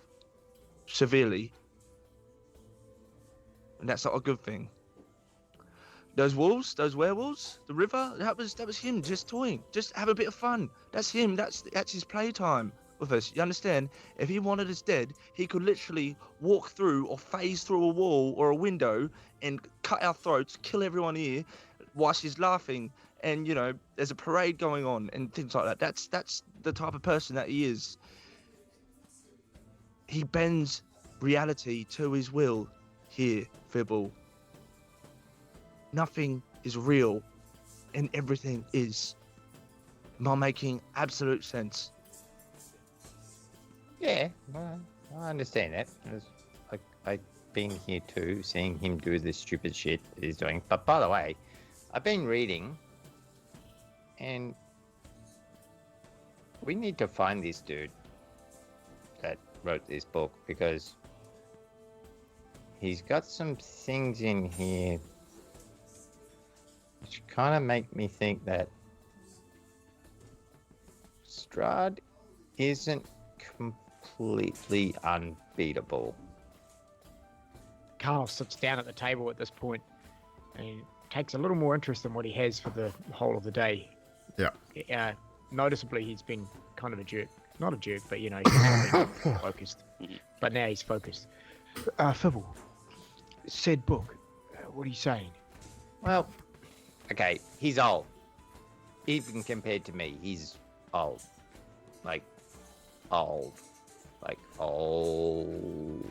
What? Are you saying you're old? I'm old. Yeah, I'm old. But this dude's old. Like, even for a gnome, he would be old. Even for an elf, actually. I don't think you were that old, but hey, nonetheless. But look, there's something hidden. We have to find something that's hidden. He's afraid of a sword, or maybe it's a holy symbol, or both. But yeah, he's scared. No, he's not afraid. No, he's scared of a sword, or the sword can kill him. But I know we have to cut his head off. Or Well, that I can do. Or do we have to stake him? No, we have to hurt him. Then he'll run because he's a coward. And then we've got to hunt him down. And we've got to cut his head off and salt his bones and set him on fire and stake him. Or one of those three. And I pull out the book and start going, oh, wait a minute. No. Sorry. My bad. We have just got to hurt him. He'll run away. Then we've got to stake him and, stake him through the heart and then cut his head off. And then we'll put that on a pike because, what else are you going to do with a head? It's just cool. And there's this dark elf dude that we've got to stay away from. Radabin, who's very loyal to Strahd, so don't trust the bastard. I don't think we've ever met him, though. Yes, you have. Have we? Yep. At the dinner. Yeah. Rahadin was Strahd's servant. Yeah, the servant. Yeah. But apparently he's also... There's something that's making him be as almighty powerful as he is. And it's hidden. Potentially in his castle. So we find that item, and we find a sword that he's afraid of. It's a sunlight sword, something like that. I don't know how you... Doesn't Zadriel have some sort of sunlight spell? I don't know. Maybe. She's pretty cool. She's got some weird shit. But I've never seen a sunlight sword. Or that would be interesting to build. Does the book say where to find a sunlight sword? Yeah, it says right here. It's $2.50 at your local Cornwall store. Right, that's it. I will go and grab it. It's freaking somewhere in Barovia. I know that Strahd's scared of it. And he's terrified of it. And apparently there's a church that he won't go near. Which I think is the one that's here. But I don't see that. Ooh, and he can be anyone he wants, which is kind of shitty. Oh. So he could be you, and I wouldn't know. Yeah. Only if I was him, I wouldn't be sitting here talking about how to kill him, or me, if it was me and I was him. Because that would be kind of weird, talking about... It'd be like suicide, right? Is it? Is it suicide, though? Well, if I'm him, and we're talking about... Mind you, it would be a good trick, because then he would know about the sunlight liquid, and then he'd be able to say, don't let them find it, or put you off the course, or whatever. Yeah. Actually, Adolf, you've been here a while. Have you ever heard of the sunlight sword? Do we just have this conversation out in the open where anyone who's anyone could hear it? Yeah. Do we really? We're not afraid, Adolf. I'm not afraid. If he... Okay, right. Well, when you see your fellow teammates in front of you just get completely shredded and obliterated just by him with, like, his pinky, you might change your mind. Have you ever seen someone be disemboweled where their intestines are pulled through their throat right in front of your very eyes? Oh yeah, there was this one time where it was an interesting day, but yeah. Look, it comes down to it, Adolf. We gotta. If we talk in our room, it's still a lot of potential that someone's gonna overhear. So yeah, we gotta find this dude. This guy knows some shit. So, I've been thinking, because you know how we can do the thing, and he was using me as a spy to spy on you all. Maybe everyone. Right, so maybe we could find something to like jam the signal so that he can't view us, like a blocking magical protection thing. Wait a minute, maybe that's the thing that he's got in his castle. That's what's actually allowing him to do it. Maybe. So we'll leave you guys there for just a moment. Emilia, is there anything in particular you wish to talk to Irina about, or before we carry on? I'd tell her the same things that I told Ismark when we were walking and talking. And she would probably respond in much the same fashion, I would imagine. And she's going to say to Irina, the reason that I don't want to go home is because I'm sort of wanted there. Like, it wasn't my fault as such. When they found out that I was a vampire, they tried to execute me, and I got away. But because the demons are already after me, and the hunters are after me, they all blamed it on me. Most men fear what they do not know. This is nature of men. And Emily is going to dig into her bag. Right at the bottom of her bag, she's going to pull out her Lisa's pouch, and right at the bottom of that, she's going to pull out an envelope. Yeah. This envelope has obviously been sealed with what looks like a royal seal, Mm-hmm. and it's been ripped open, and inside it is a wanted poster, basically for Emilia, signed by whatever king is in Fandolin. I don't know who's in charge. No. But it's a wanted poster for her, signed by royalty. And again, Irina would probably extend the same courtesies that Ismark did earlier. That if you didn't want to go back, that even if we were able to defeat Strahd, then you would have a place here, if you so wished.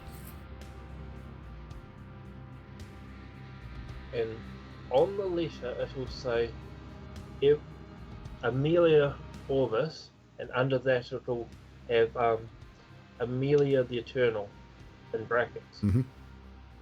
And she's not going to explain why it says that. Irina probably wouldn't ask either. Yeah. But it says wanted dead or alive, but it doesn't have a price on it, and it doesn't say.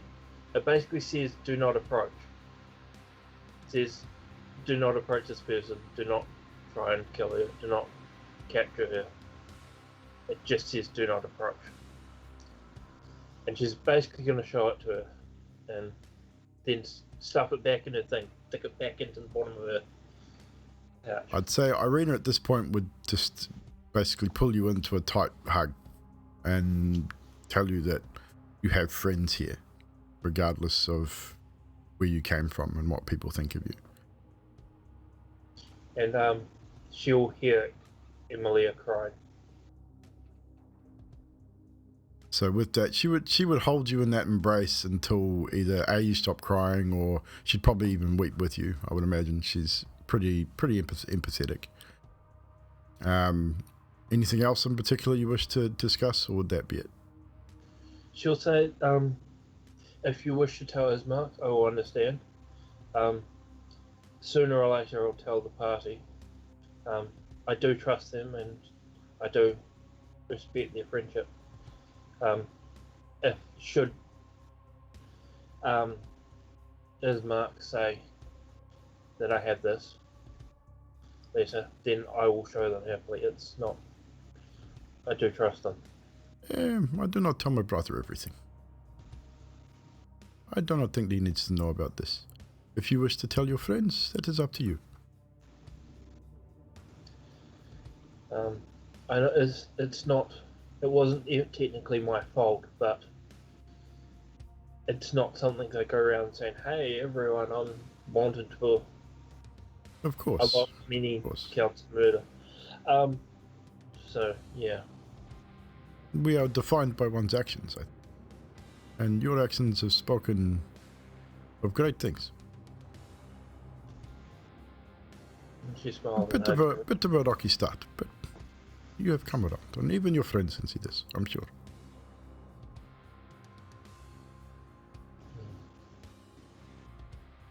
So after a time, it starts to get late, so eventually you would have to head back to the inn, as Irina wishes to turn in. Yep. And I would imagine you do so probably 2 or 3 hours later. I mean, you spend a bit of time there. Back at the inn, you guys are carrying on with your conversation.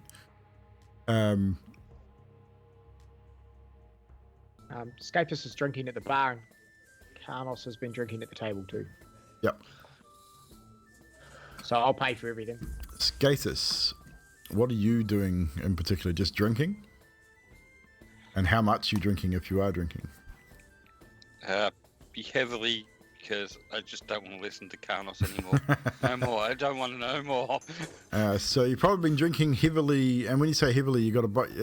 Generally, it's only wine here. So how many glasses of wine would you say you've had in the space of an hour? I don't know, because I don't normally drink. You normally get about 4 decent-sized glasses from a bottle, 4 to 5 from a bottle. Yeah, we'll go with that. So you've drunk pretty much a bottle in an hour. You'll need to make a con save for me, please. Oh, this is going to be fun. Yeah. It's not bad. It's not bad. 16. You feel a little lightheaded. You don't drink too much normally.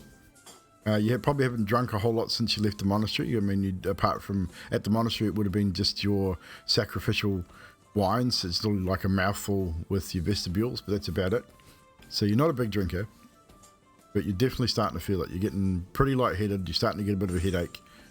Definitely got a bit of a glow on, and you're probably getting a little bit more talkative than you normally would be by this point, and probably a little bit more blunt about what you say, and as well. Just for context. Well, I'll probably finish with that bottle and go over to the rest of them. So Skathus rejoins. Skathus rejoins you at the table. As he comes over, I'll be saying to him, "Hang on a minute. Let's address," and I'll probably put about the same amount of drink down. "Let's address the elephant in the room, Mr. Stubb. What is that pile of metal, that trash heap on your shoulder?"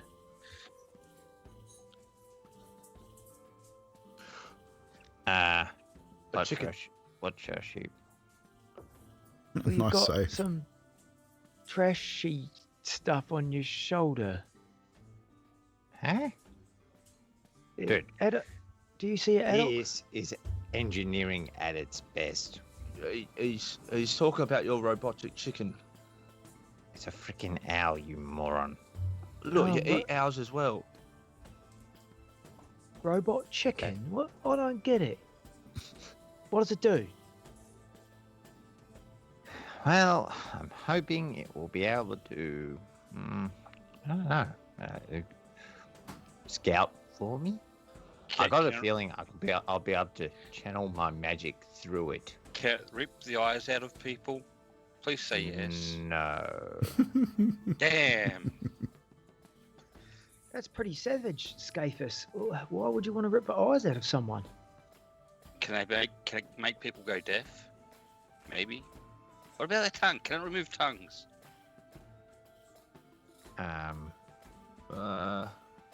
No. Have you tasted something you don't like? Where's Amelia? What goes on through your head, Skathus? Incessant babbling of idiots. All the time, you just hear voices. He's been talking to Karnos. Right. I was just telling him a story of something that happened on the way back from the...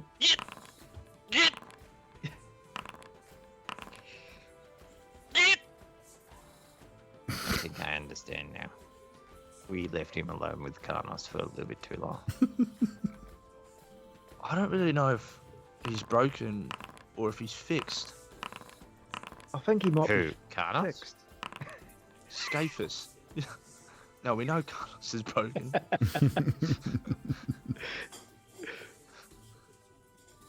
I'm confused. Wait a minute. So, Karnos fixed Skathus by continuously talking to him? I've never seen just so much pure expression or emotion from Skathus before. It's like he's almost human. I've never seen so much pure hatred from someone before either, but yeah, I see what you mean. You know, like, it's a start. Skathus, tell us something else. What else are you thinking? I think you're going to bed. No, I feel like you should stay here. Actually, I've been meaning to chat. Nah, I'm going to bed. Nah, bed. Carlos, do something. Trip him. Hold him. Don't you touch me. Carlos holds his shield up like he's about to biff it, and he's like, "Oh, he seems a little angry." Hey, but Skathus, just so you know, Just, no. He's definitely not himself. he's on his way out, guys. We can always go to bed too and talk to him up there. We have a big day tomorrow. Adok. It is starting to get late, so and about this time Emilia would probably rejoin you as well. As she's entering the room, Adok, if you get scared or you think someone's going to get exploded and die, you just stand behind me. I have your back, all right? As much as I appreciate the sentiment, you know what? I'll leave it at that. I appreciate the sentiment. If anyone's going to get their entrails ripped out through their throat and up their neck and out their nose, it is not one of us. I hope. Hi, Emilia.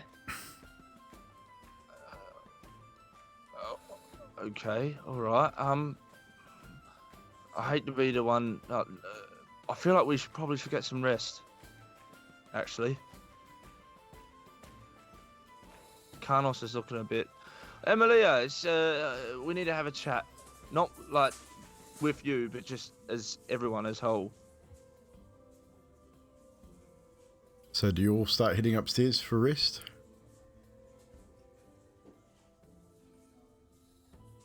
Yeah. I Are we going to chat up in the room? They're not going to find me in the room. Okay, so where is Skathus gone? Emilia will find me on her bed. Passed out. So Emilia, when you retire to your room, you'll find a very drunk and passed out Skathus on your bed. You know what to do. Fucking Emily's gonna lock the door and get in that bed quickly. Roofies! You may have made a very bad decision there, Skathus. Oh, good, And that's a good place to take a break. We're going to take 5 minutes, guys. We'll come back to that particular situation in a moment. But we'll take 5 minutes. I need to pee. So we'll be right back. Don't go anywhere.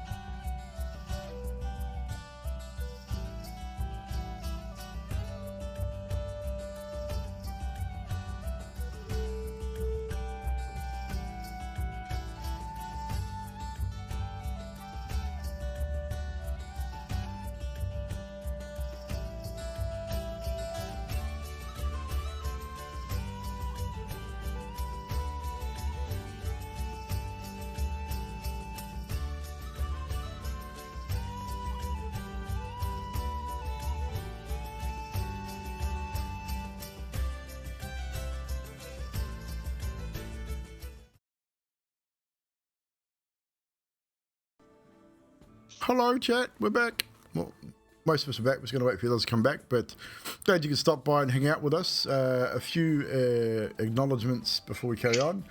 Vinesh Panda with the raid and the follow. Thank you very much. Whisker King with a follow, and Palis Pisanoa. Palis Spinoa. I'm butchering that name. I know it, but a follow as well. And that's it for this evening. But thanks everyone. JJ, Grim, Mina. Glad you guys could stop by. We're about to describe some brown chicken, brown cow by the sounds of it.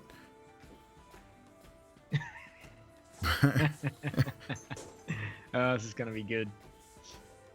That link that I just put in was from Whiskers Link you put in there. in Skype. Right.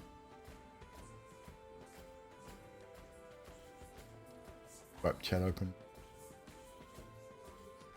Bayonet and Ricochet miniatures, they've live. Saying it's what he works with or something? Yeah.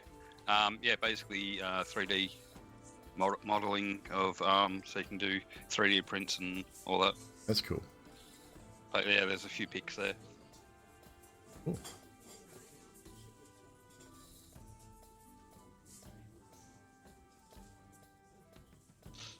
Daka, that reminds me of Warhammer. Boys from Warhammer. More Daka, one of their abilities. Yeah, that's right. Right, everyone's back, so we will get back into it. So you all retreat back to the bedroom. Most of you head into the joint room. Emilia was the only one that had a room by herself. But Emilia, as you join, or as you enter into your room, you find an unconscious Skathus sort of half in, half out of your bed. What do you do? Lock the door, strip off, pull Skathus under the covers and snuggle in and go to sleep. Do I get to roll for any of this, or am I just passed You out? would probably passed out drunk. So, Cool. what is Emilia's intention? Take advantage of unconscious Skathus, or just to sleep next to a warm body? Bit of A, bit of B. Bit of A, bit of B.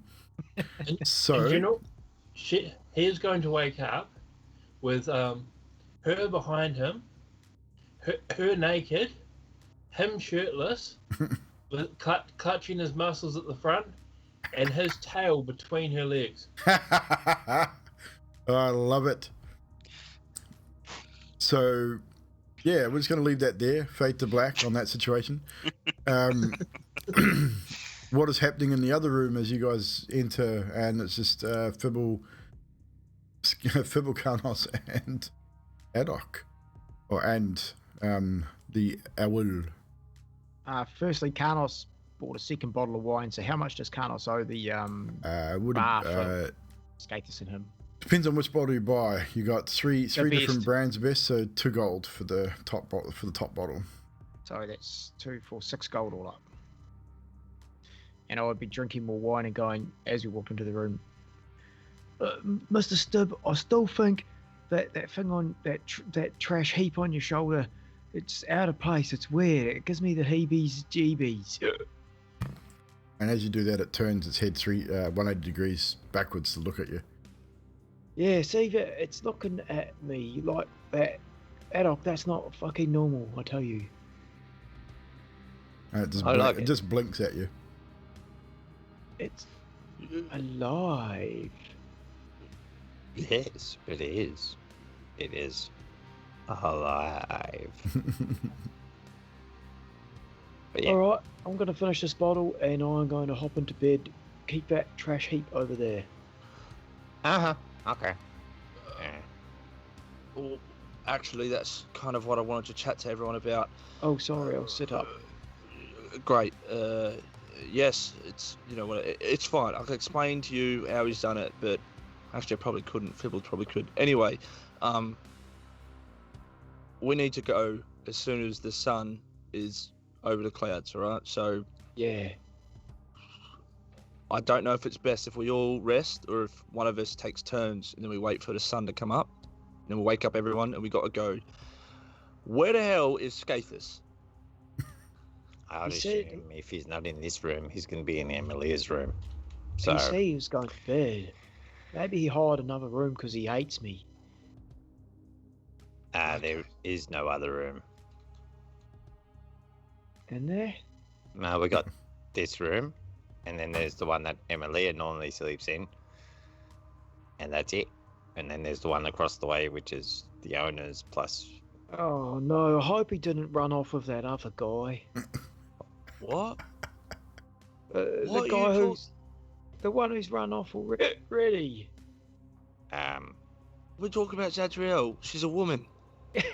Oh, that's me laughing. That's not Carlos laughing. Right, No, composure, composure. I think Carlos is talking about. What was that guy's name? Zadriel. No, that's... Zadriel's a chick, you idiot. Are you that plastered that you can't even tell the difference in between sexes now? Okay, look.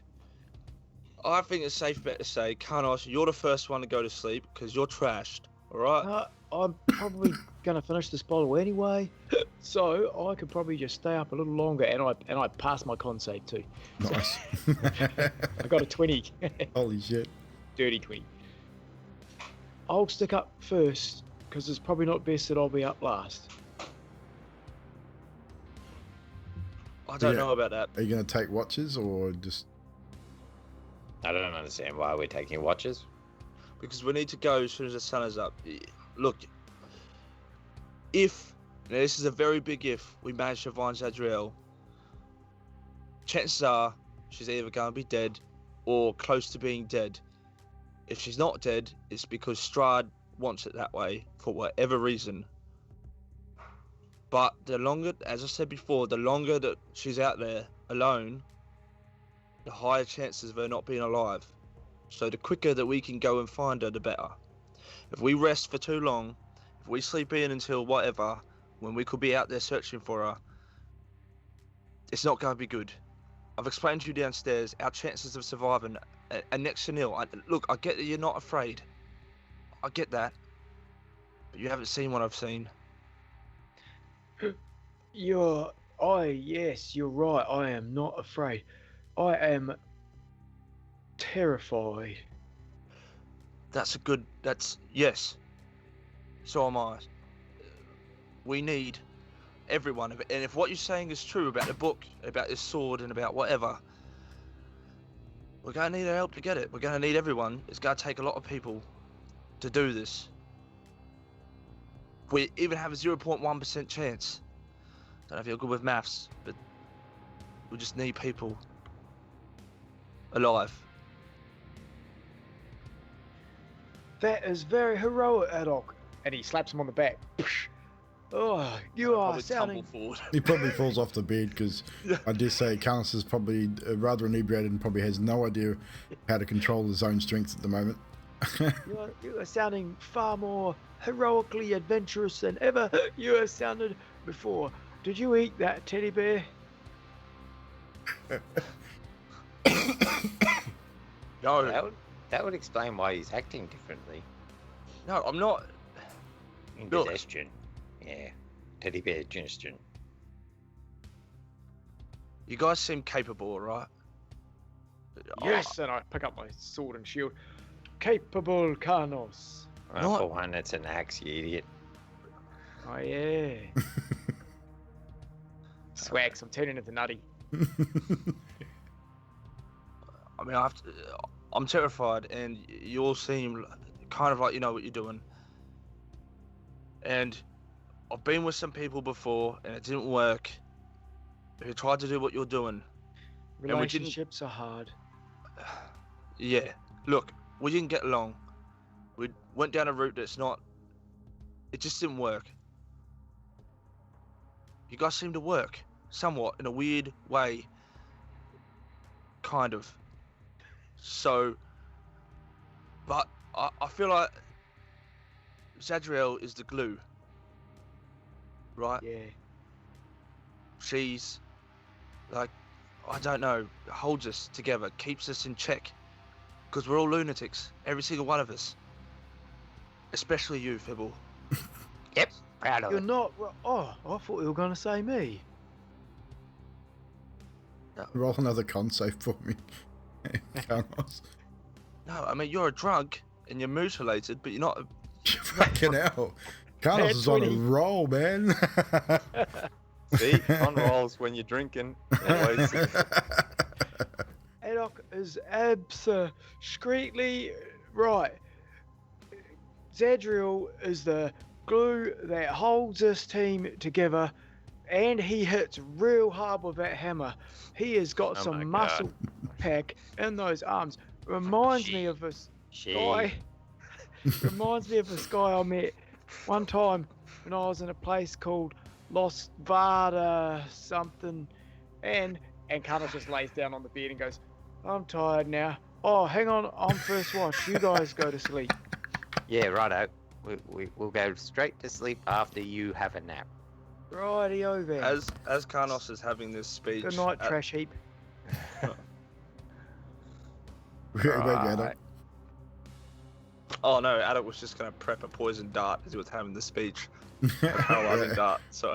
Well, he's probably still rambling. I mean, even when he's lying down, he's probably still going. Yeah, no, there's a... Yeah, he does. He's like, "There once was a man named Skathus who could get something in his head." Hey, Haddock. We could always go sleep in Emilia's room. I mean, look, do you remember that thing about the pipe incident? Which pipe incident? Well, remember how she wanted to play my flute, and I didn't quite understand what she meant.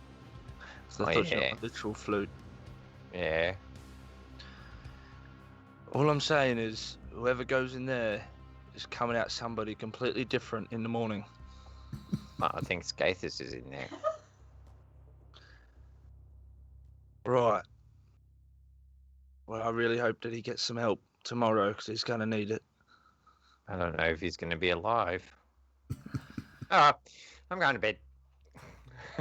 And with that, fade to black as you all gain sleep for the evening. During the night, nothing happens. It is a peaceful evening for the first time in a while. The couple of the night or so you spent out in the woods has been rather taxing.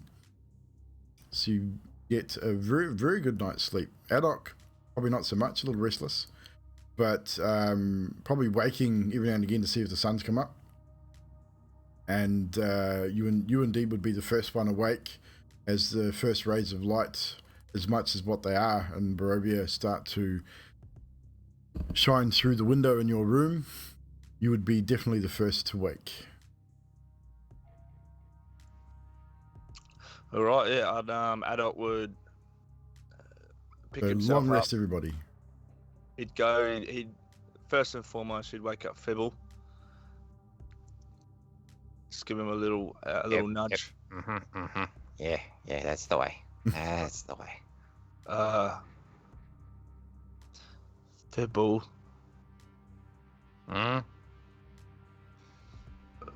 Sorry to interrupt, but we got to go. Just, you know what? You finish what you were doing, and I'm gonna wake up Carnos. Okay. You gotta get over to Carnos. He's just gonna cup it, like both hands like a megaphone around his ears, his mouth, and he's just gonna get next to Carnos's ears, and he's just gonna yell, "Oh, wakey, wakey!" Carlos sits bolt upright, and even though his arm is off, shield throw. Does he have a shield with him when he went to sleep? Right on the top of the bed next to him. He puts his axe and shield. Right. Roll to hit. 14 to hit. That hit you without your armor on, Haddock, because you would have no armor because you've been without sleeping. So whatever your arm, 13. 13, Yeah. so it would hit. Yeah. So what did we say the damage was? 1d6 plus your strength, It's same as a dagger, so or d4 plus your strength. yeah, so it's just a bludgeoning, 7 bludgeoning damage. Holy shit! I'll be like, As you Holy get slammed smokes, right in what the the- face with a flying shield. pang. Oh, what? Who is it? And I've got the axe Roll a in my hand d6, now. Haddock. I've got the axe in my hand. I'm like, what the bloody hell? Who's attacking us? Oh no, what have I done? What'd you do? 5. As you cup your hand across your mouth, and what the hell? And you and you have a piece of broken tooth spit out in your hand. I'm broken a tooth. so sorry, Haddock. I did not. You startled me. I got a fright. I was dreaming about this big dragon creature, and it was lurching forward towards me. And I said, "Here, take this." And I grabbed my shield, and then bam, you yelled it. And I'm so sorry, man. I apologize. How can I help you? If you've got any way of stopping this bleeding right now, that'd help. I've heard if you hold a man upside down, it stops the flow of blood. And I grabbed him by his ankle and took him upside down. Put me down, you bloody... No strength check needed. He's only little. I'm just kidding. I put him down. I'm just kidding. I'll pat him on the head. I am truly sorry, though. I did not mean to injure you straight off the bat, first thing in the morning. Haddock, as quick as a flash, if he can, he's gonna prep his paralyzing dart and just jab. Roll to hit. Okay. Was that just I won't resist. proficiency +3?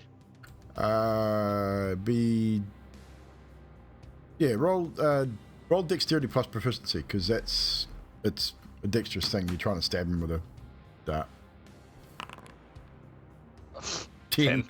Yeah, no, even without his armor on, you can't. Yeah, I've got 14 armor without my armor on. Like a kid just swinging and like missing and stuff. Well, hey, I'm sorry. I said sorry, Haddock. Listen, you want to get going early. This is not the best way to start. I am clear-headed this morning, and after your inspirational speech last night, which I do remember, we do have to find Zadriel. She needs to be back with our group. She is very important to you, to me, to Fibble, to Skathus, and to Amelia. I can see that now. Haddock's gonna stop, spit out a mouthful of blood on the floor, and just look at you and be like, "All right, but I tell you what, I'll get you back for this. I really will." Autofocus, Cam. Autofocus. If you wake up someone like that again, you'd probably... I mean, imagine if you woke up Skathus like, he probably would have back-fisted you through the window.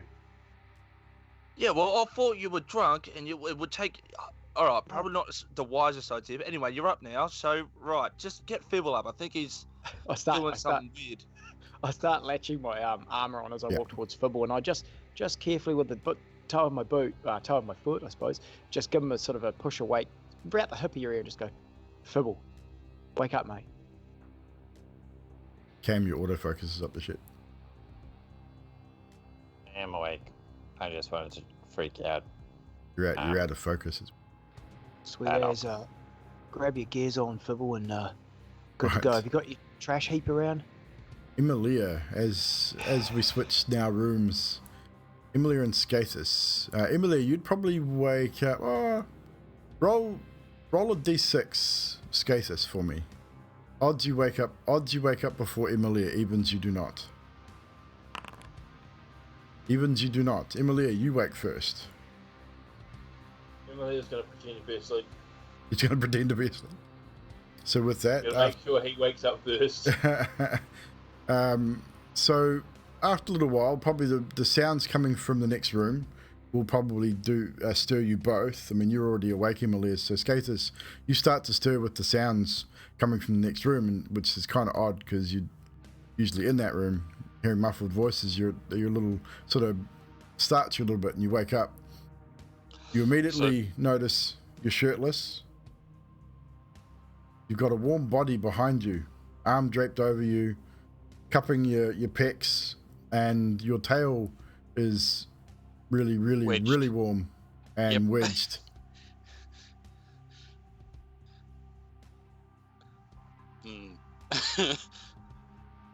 What do you do? Thanks, Drax.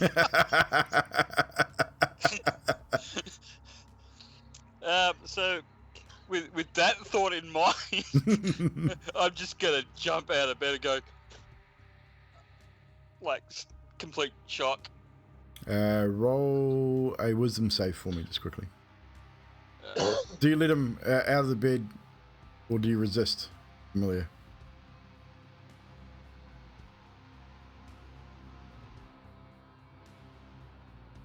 When you finish choking.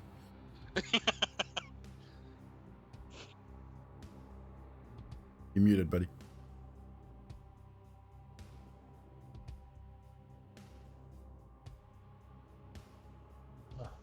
It's gonna pretty much drag her out of the bed, and she's gonna be lying on the floor looking up at him. Even with an 18 wisdom save, you are completely speechless, Skathus. You have no idea what to say. You're embarrassed. Yep. Probably a little concerned about what's happened. You're not entirely sure. You don't remember anything. If you could blush, you would, but with your scales and your skin color, you probably couldn't tell whether he was blushing or not. But he definitely looks embarrassed. So where you go? Emily's gonna look after him and say, "That was the best night of my life. Wow." And why she's saying that I'm looking for my robe. It's not hard to find. You find it. I quickly grab it, put it on, and walk out. Do you go back to the main room or just outside? Outside. Outside to the well. Okay. With that, back to the other guys. You're preparing yourself, ready to head out. What are we doing now? Adok would walk out with all these things in tow. He'd go towards the door, and he'd turn back and say, "Who wants to go wake up Emilia and possibly Skathus?" I'm not sure what you mean about Skathus, but I don't mind waking up Emilia. Oh, well, Fibble Yeah, can. surely not. No, you happy for me to do it? Yep, that's your problem. Yep. Right, it's because I've got something to help Emilia out anyway. And DM, just as a note, prior to the drinking, I probably would have got some blood into a container for Emilia. Noted. So as you've got your armor on, you've got your pack ready, you head over, do you knock on Emilia's door? Yeah, I knock on the door. Knock on the door. Emilia, do you answer? Is Skathus gone by this point? Yeah, he's gone. The door will be however Skathus left it, and Emilia will be lying naked on the bed, spread eagle. I sort of just push it open like, "Hello, Emilia," and I see her, and I'm like, turn around instantly, and I'm like, "Just gonna pop this," and I sort of hold the little water skin of blood, and I pop it to the side. And I got that ready for you yesterday. Forgot to drop it off, and we're gonna see you downstairs in 5, okay? She just sort of wave her hand in the air. Yeah, sweet. We're in a hurry. We want to find Zadriel today, so it would be good if you can have your breakfast and whatnot, and we'll see you shortly. Thank you. Have you seen Skathus? No, I think he slept in the barn. In the barn, right? I'll head out to the barn. I'll pull the door shut and head down to the No guys and tell worries. them he's in the barn. So you let them know that Skathus might be in the barn. You head downstairs, and as you get down to the front, heading out towards the barn, you do find Skathus at the well. Tipping a bucket of water over Yeah, himself. He's appears to be up. He's preparing himself for the day. He's up, all right. Oh, whoops, Mike's still on. So with that, the rest of you eventually make your way downstairs. Emily is a little slow, but she eventually gets there. I would say you're going to have a little drink before you head down. Yeah, Emily is going to have a drink, don her robes, and then go down to the well and pour a bucket of water over her own head. Nice. So with the fresh blood, you'll be during this day down to a -1 on your stats instead of a -2. So you're all standing out the front of the Blue Water Inn, back in the town of Valaki. I'm standing on the opposite side of wherever Emilia is. So if there's people in between, I'm the other side. Emily has got a huge smile on her face. Haddock's just gonna walk up and just pat Skathus, just like, slowly on the back. But it's all right, mate. It's all right. Eventually, Ismark joins you. With that, I jump.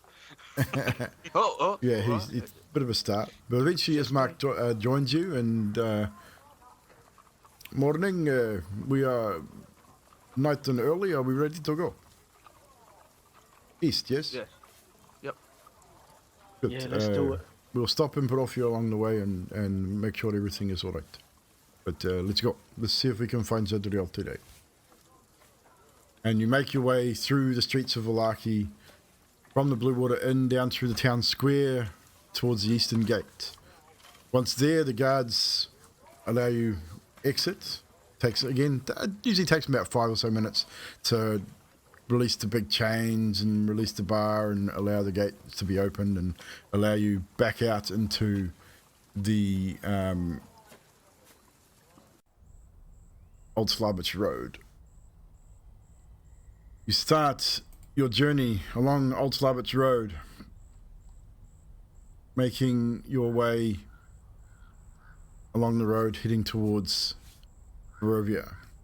You know this road well, you've travelled it a few times now. You know it leads to the Castle Ravenloft. You know it also leads to the old Bone Grinder Mill, which you have destroyed twice now.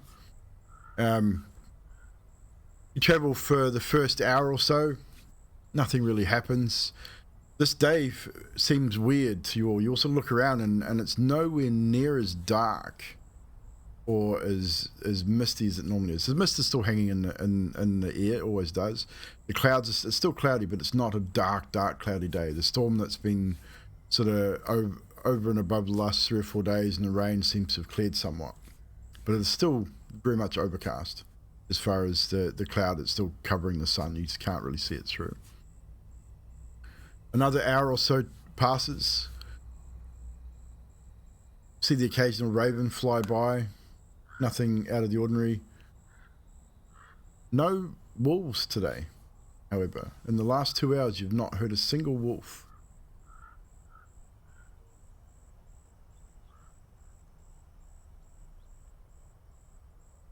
Alright. This is weird. What is weird, Doc? What are you talking about? Shh. Listen. To what? I hear nothing. That's it. Nothing. You know wolves? I mean, look at the skies. It happens from time to time. We do get... this is about as sunny as we get here in Barovia. Just got a bad feeling in my jimmies. You're talking about your jimmies again. It is a little disconcerting. Does not feel weird. It's too silent. I mean, not a howl. It's, I don't know. I'm gonna be on guard. Roll a perception check. Oh. If you're paranoid and looking around.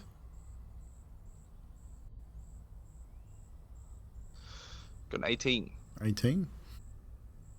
Sort of strain your eyes. You look off to the right into the darkened forest and don't really see anything out of the ordinary. You look back behind you to make sure that nothing's coming up behind you. There's nothing strange.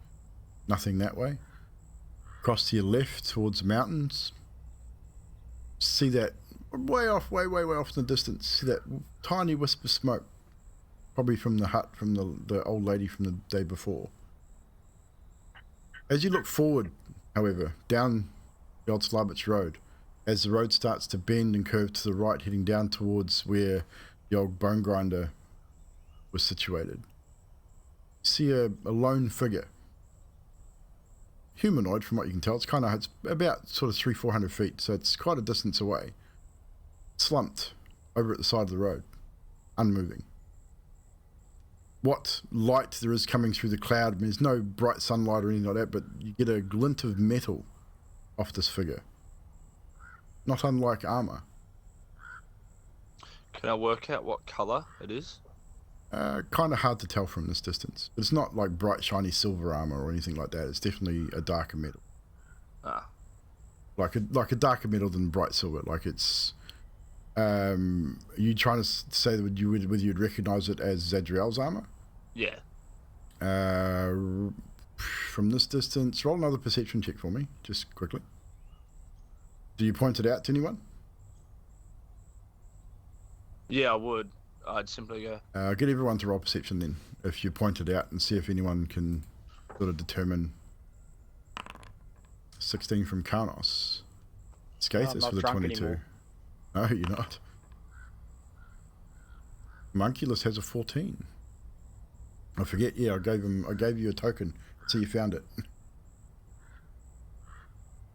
So what was your roll, Sadiq? 19. Emilia. -1. 22. So you would all see it. Would all notice this now. Adok, you're not quite sure whether it's the same as Zadriel's armor. Similar, maybe. The rest of you, however, do see this armored figure slumped by the side of the road. You can't tell whether it's male or female from this distance, but the armor does look very familiar. Adok would take off running towards it. Does anyone follow? Ismark would probably follow as well. Yeah. I'd send the owl up ahead because it can move faster than me. Okay, so you send the owl up and do you start moving as well, though? Yeah, I'd be moving. So as well. everyone starts moving forward. You get closer and closer. The figure still doesn't move. You get within 50, 60 yards of it, 60 feet or so. Still nothing. Who's got the fastest movement speed out of all of you? Skathus at 45 feet. So I would have been keeping pace with Adok. So what's your movement speed, Adok? It's 30. 30. So Fibber would be the slowest at 25 feet. I also have 25 unless I'm hammered. Okay, so you and Fibber would be the last to get there. So if Skathus, you're keeping pace with Adok. Emilia, you got 30 feet too as well, don't you? 35. 35, so you'd be a little quicker than everybody else. You want to keep pace with the Adok and Skathus, or do you want to go ahead? Well, I'd be right at the front, but with the group.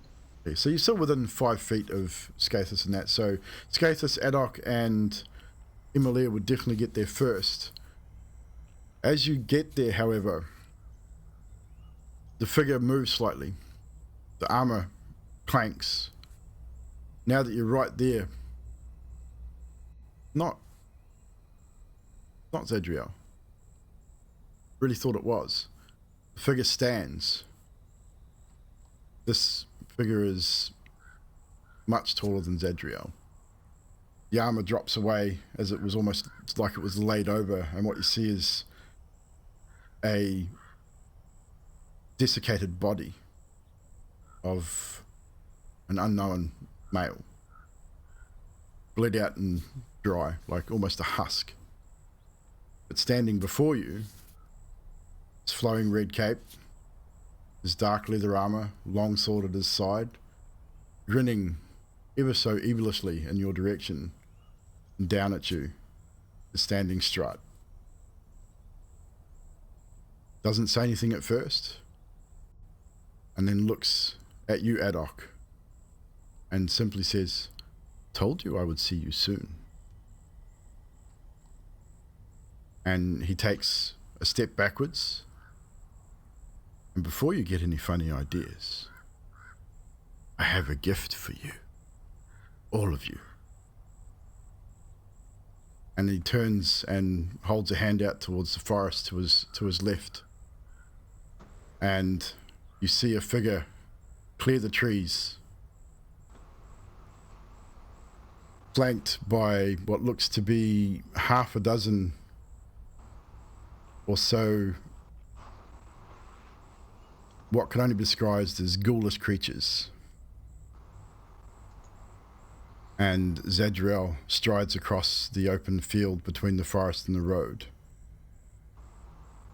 She does not look herself, however.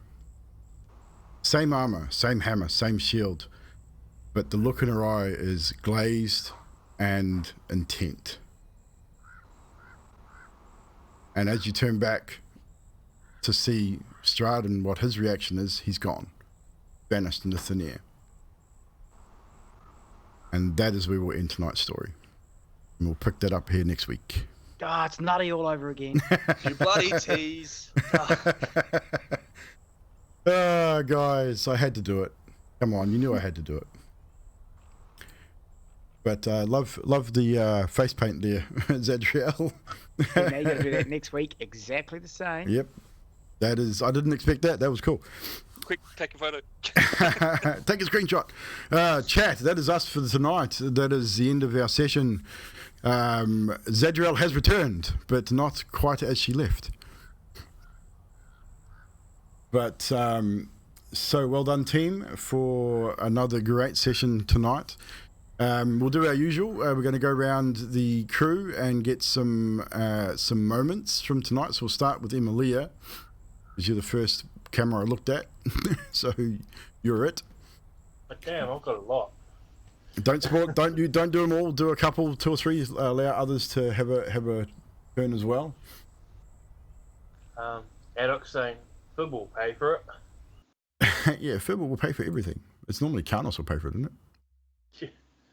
Someone said, "Where's the sword?" And Fib was like, "Oh, it's $2.50 at the corner store." Just go do it. That was Fibble about this sort of sunlight. That was funny. Someone said, "Did you eat the teddy bear?" I'll leave it at that. I think that was all Fibble tonight. I think Fibble said he'd eat the teddy bear as well. Skathus. Addock, the rambling. Not sure what he was talking about, but yeah. And for me, apart from that, the endless chattering of Karnos. And there are the wolves that you missed in the 2 hours. No. That's it. Phil said.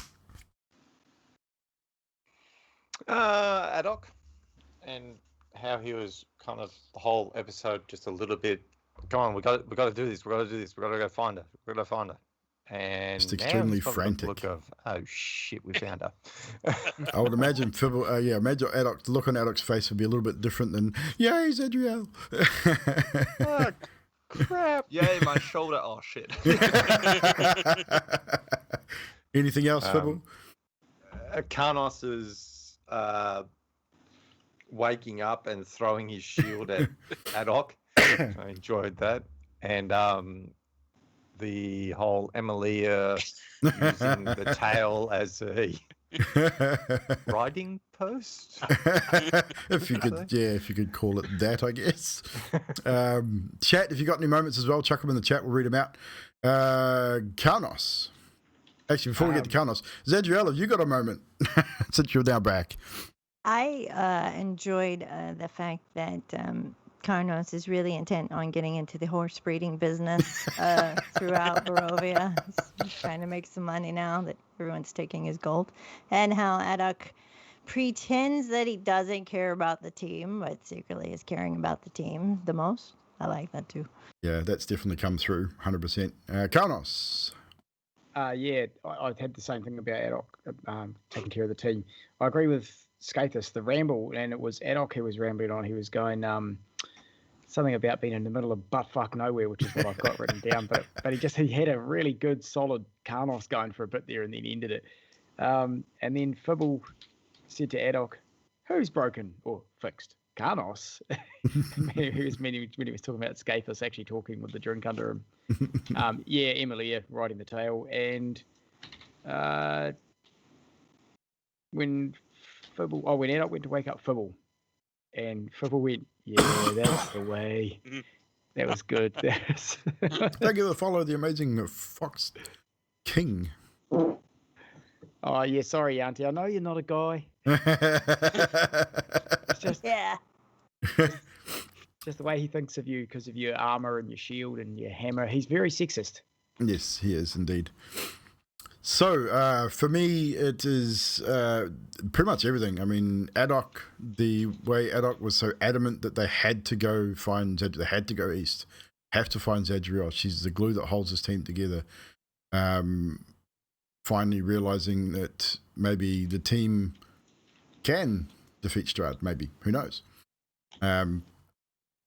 Karnos eventually coming out of the drunken stupor and agreeing with him and going from that sort of rambling, drunken idiot that people take him for to the serious hero type dude at the end in the morning. So that almost 180-degree switch. And of course, poor Skathus and Emilia. Skathus, trashy, well done on doing that, my friend. I did not expect that. That was not something I would expect Skathus to do. So props to you for putting Skathus in that position. And Emilia, Drax, props to you for going through with whatever you were going through with. I thought it was pretty well done. Good role play all round. And obviously, Fibble has his owl, which he's now quite happy about. So I found a Homunculus token in the monster manual, so you've got a token to play around with there. I've updated it as much as I possibly can. Cool. So. If we need to add any more, just let me know. Otherwise, just roll from whatever sheet you have anyway, and we'll just deal with it that way, because it's basically just a token. But what you can do is, if you can find a reasonable picture of a mechanical owl, I can set up the token and the character sheet art as well. So just DM me something in Discord. Yeah, I'll find something. Cool. So that'll be cool. So guys, for those that didn't realize what we were doing, we have been using Foundry a little bit tonight. I've been using some landing pages just to get them used to rolling and that from the character sheets and shit like that. It seems to be working okay so far. All the audio was coming through Foundry tonight. And hopefully, probably not next week, but maybe in a couple or 3 weeks time, once I've got some battle maps and that sorted, we should be able to see a change in the overlay and into Foundry itself, which would be bloody cool. Until then, it will be still very much theatre of the mind at this stage, but the audio from now for Curse of Strahd will be through Foundry. So for players, when we get in at the start of the Skype call, I'll load up Foundry. You'll be able to log in and do your thing and your stuff, and we'll be able to hear some audio. Hopefully that audio worked okay for you guys. Wasn't too loud or too soft. I mean, you guys got some adjustment on your end, so pretty cool. So chat, hope you enjoyed the show. We are done for the evening. I am going to raid, I don't know who. Who should we raid, guys? Who's on in the... Captain Roby is doing a rerun as per usual. Excuse me. The Gribbets Detective Agency. I don't know who the hell they are. They don't need a raid. They've got 300 viewers. Bacon No Pants doing floating tables. Pick someone. Chat. Pick a raid. Anyone. I don't care if it's D&D or not. If you got someone that you think we should raid, chuck a name in the chat. And we'll go raid them. I mean, we've got Moody Lost Archives. We've raid. They're another Kiwi group too, I think. Lost Archives. I think I'm following them. Pretty sure I'm following them. Lost Archives. The Lost Archives. Doing a jukebox party pack. Jackbox Life. So he's doing a Jackbox party. Yeah, I am following them. Been a while since we've been over there, so we'll go do Lost Archives, playing Jackbox party. So we're going to raid them. So we're going to be back on Friday on Miss Zadriel, aka Yanti One's channel, doing some more Ice by Peak, possibly fighting a dragon. So come and hang out with us there on Friday. On Sunday, back here for some more Vampire the Masquerade. Maybe some streams in between doing some map stuff. Join the Discord. I'll put it in there if I'm going to stream or not. But definitely come hang out with us whenever you see us live and have some fun. So, until next week, Thank you very much for hanging out with us. Thank you, players, for joining us again for another week. And we will see you when we see you. I'll start this whole raidy thing where I ended up.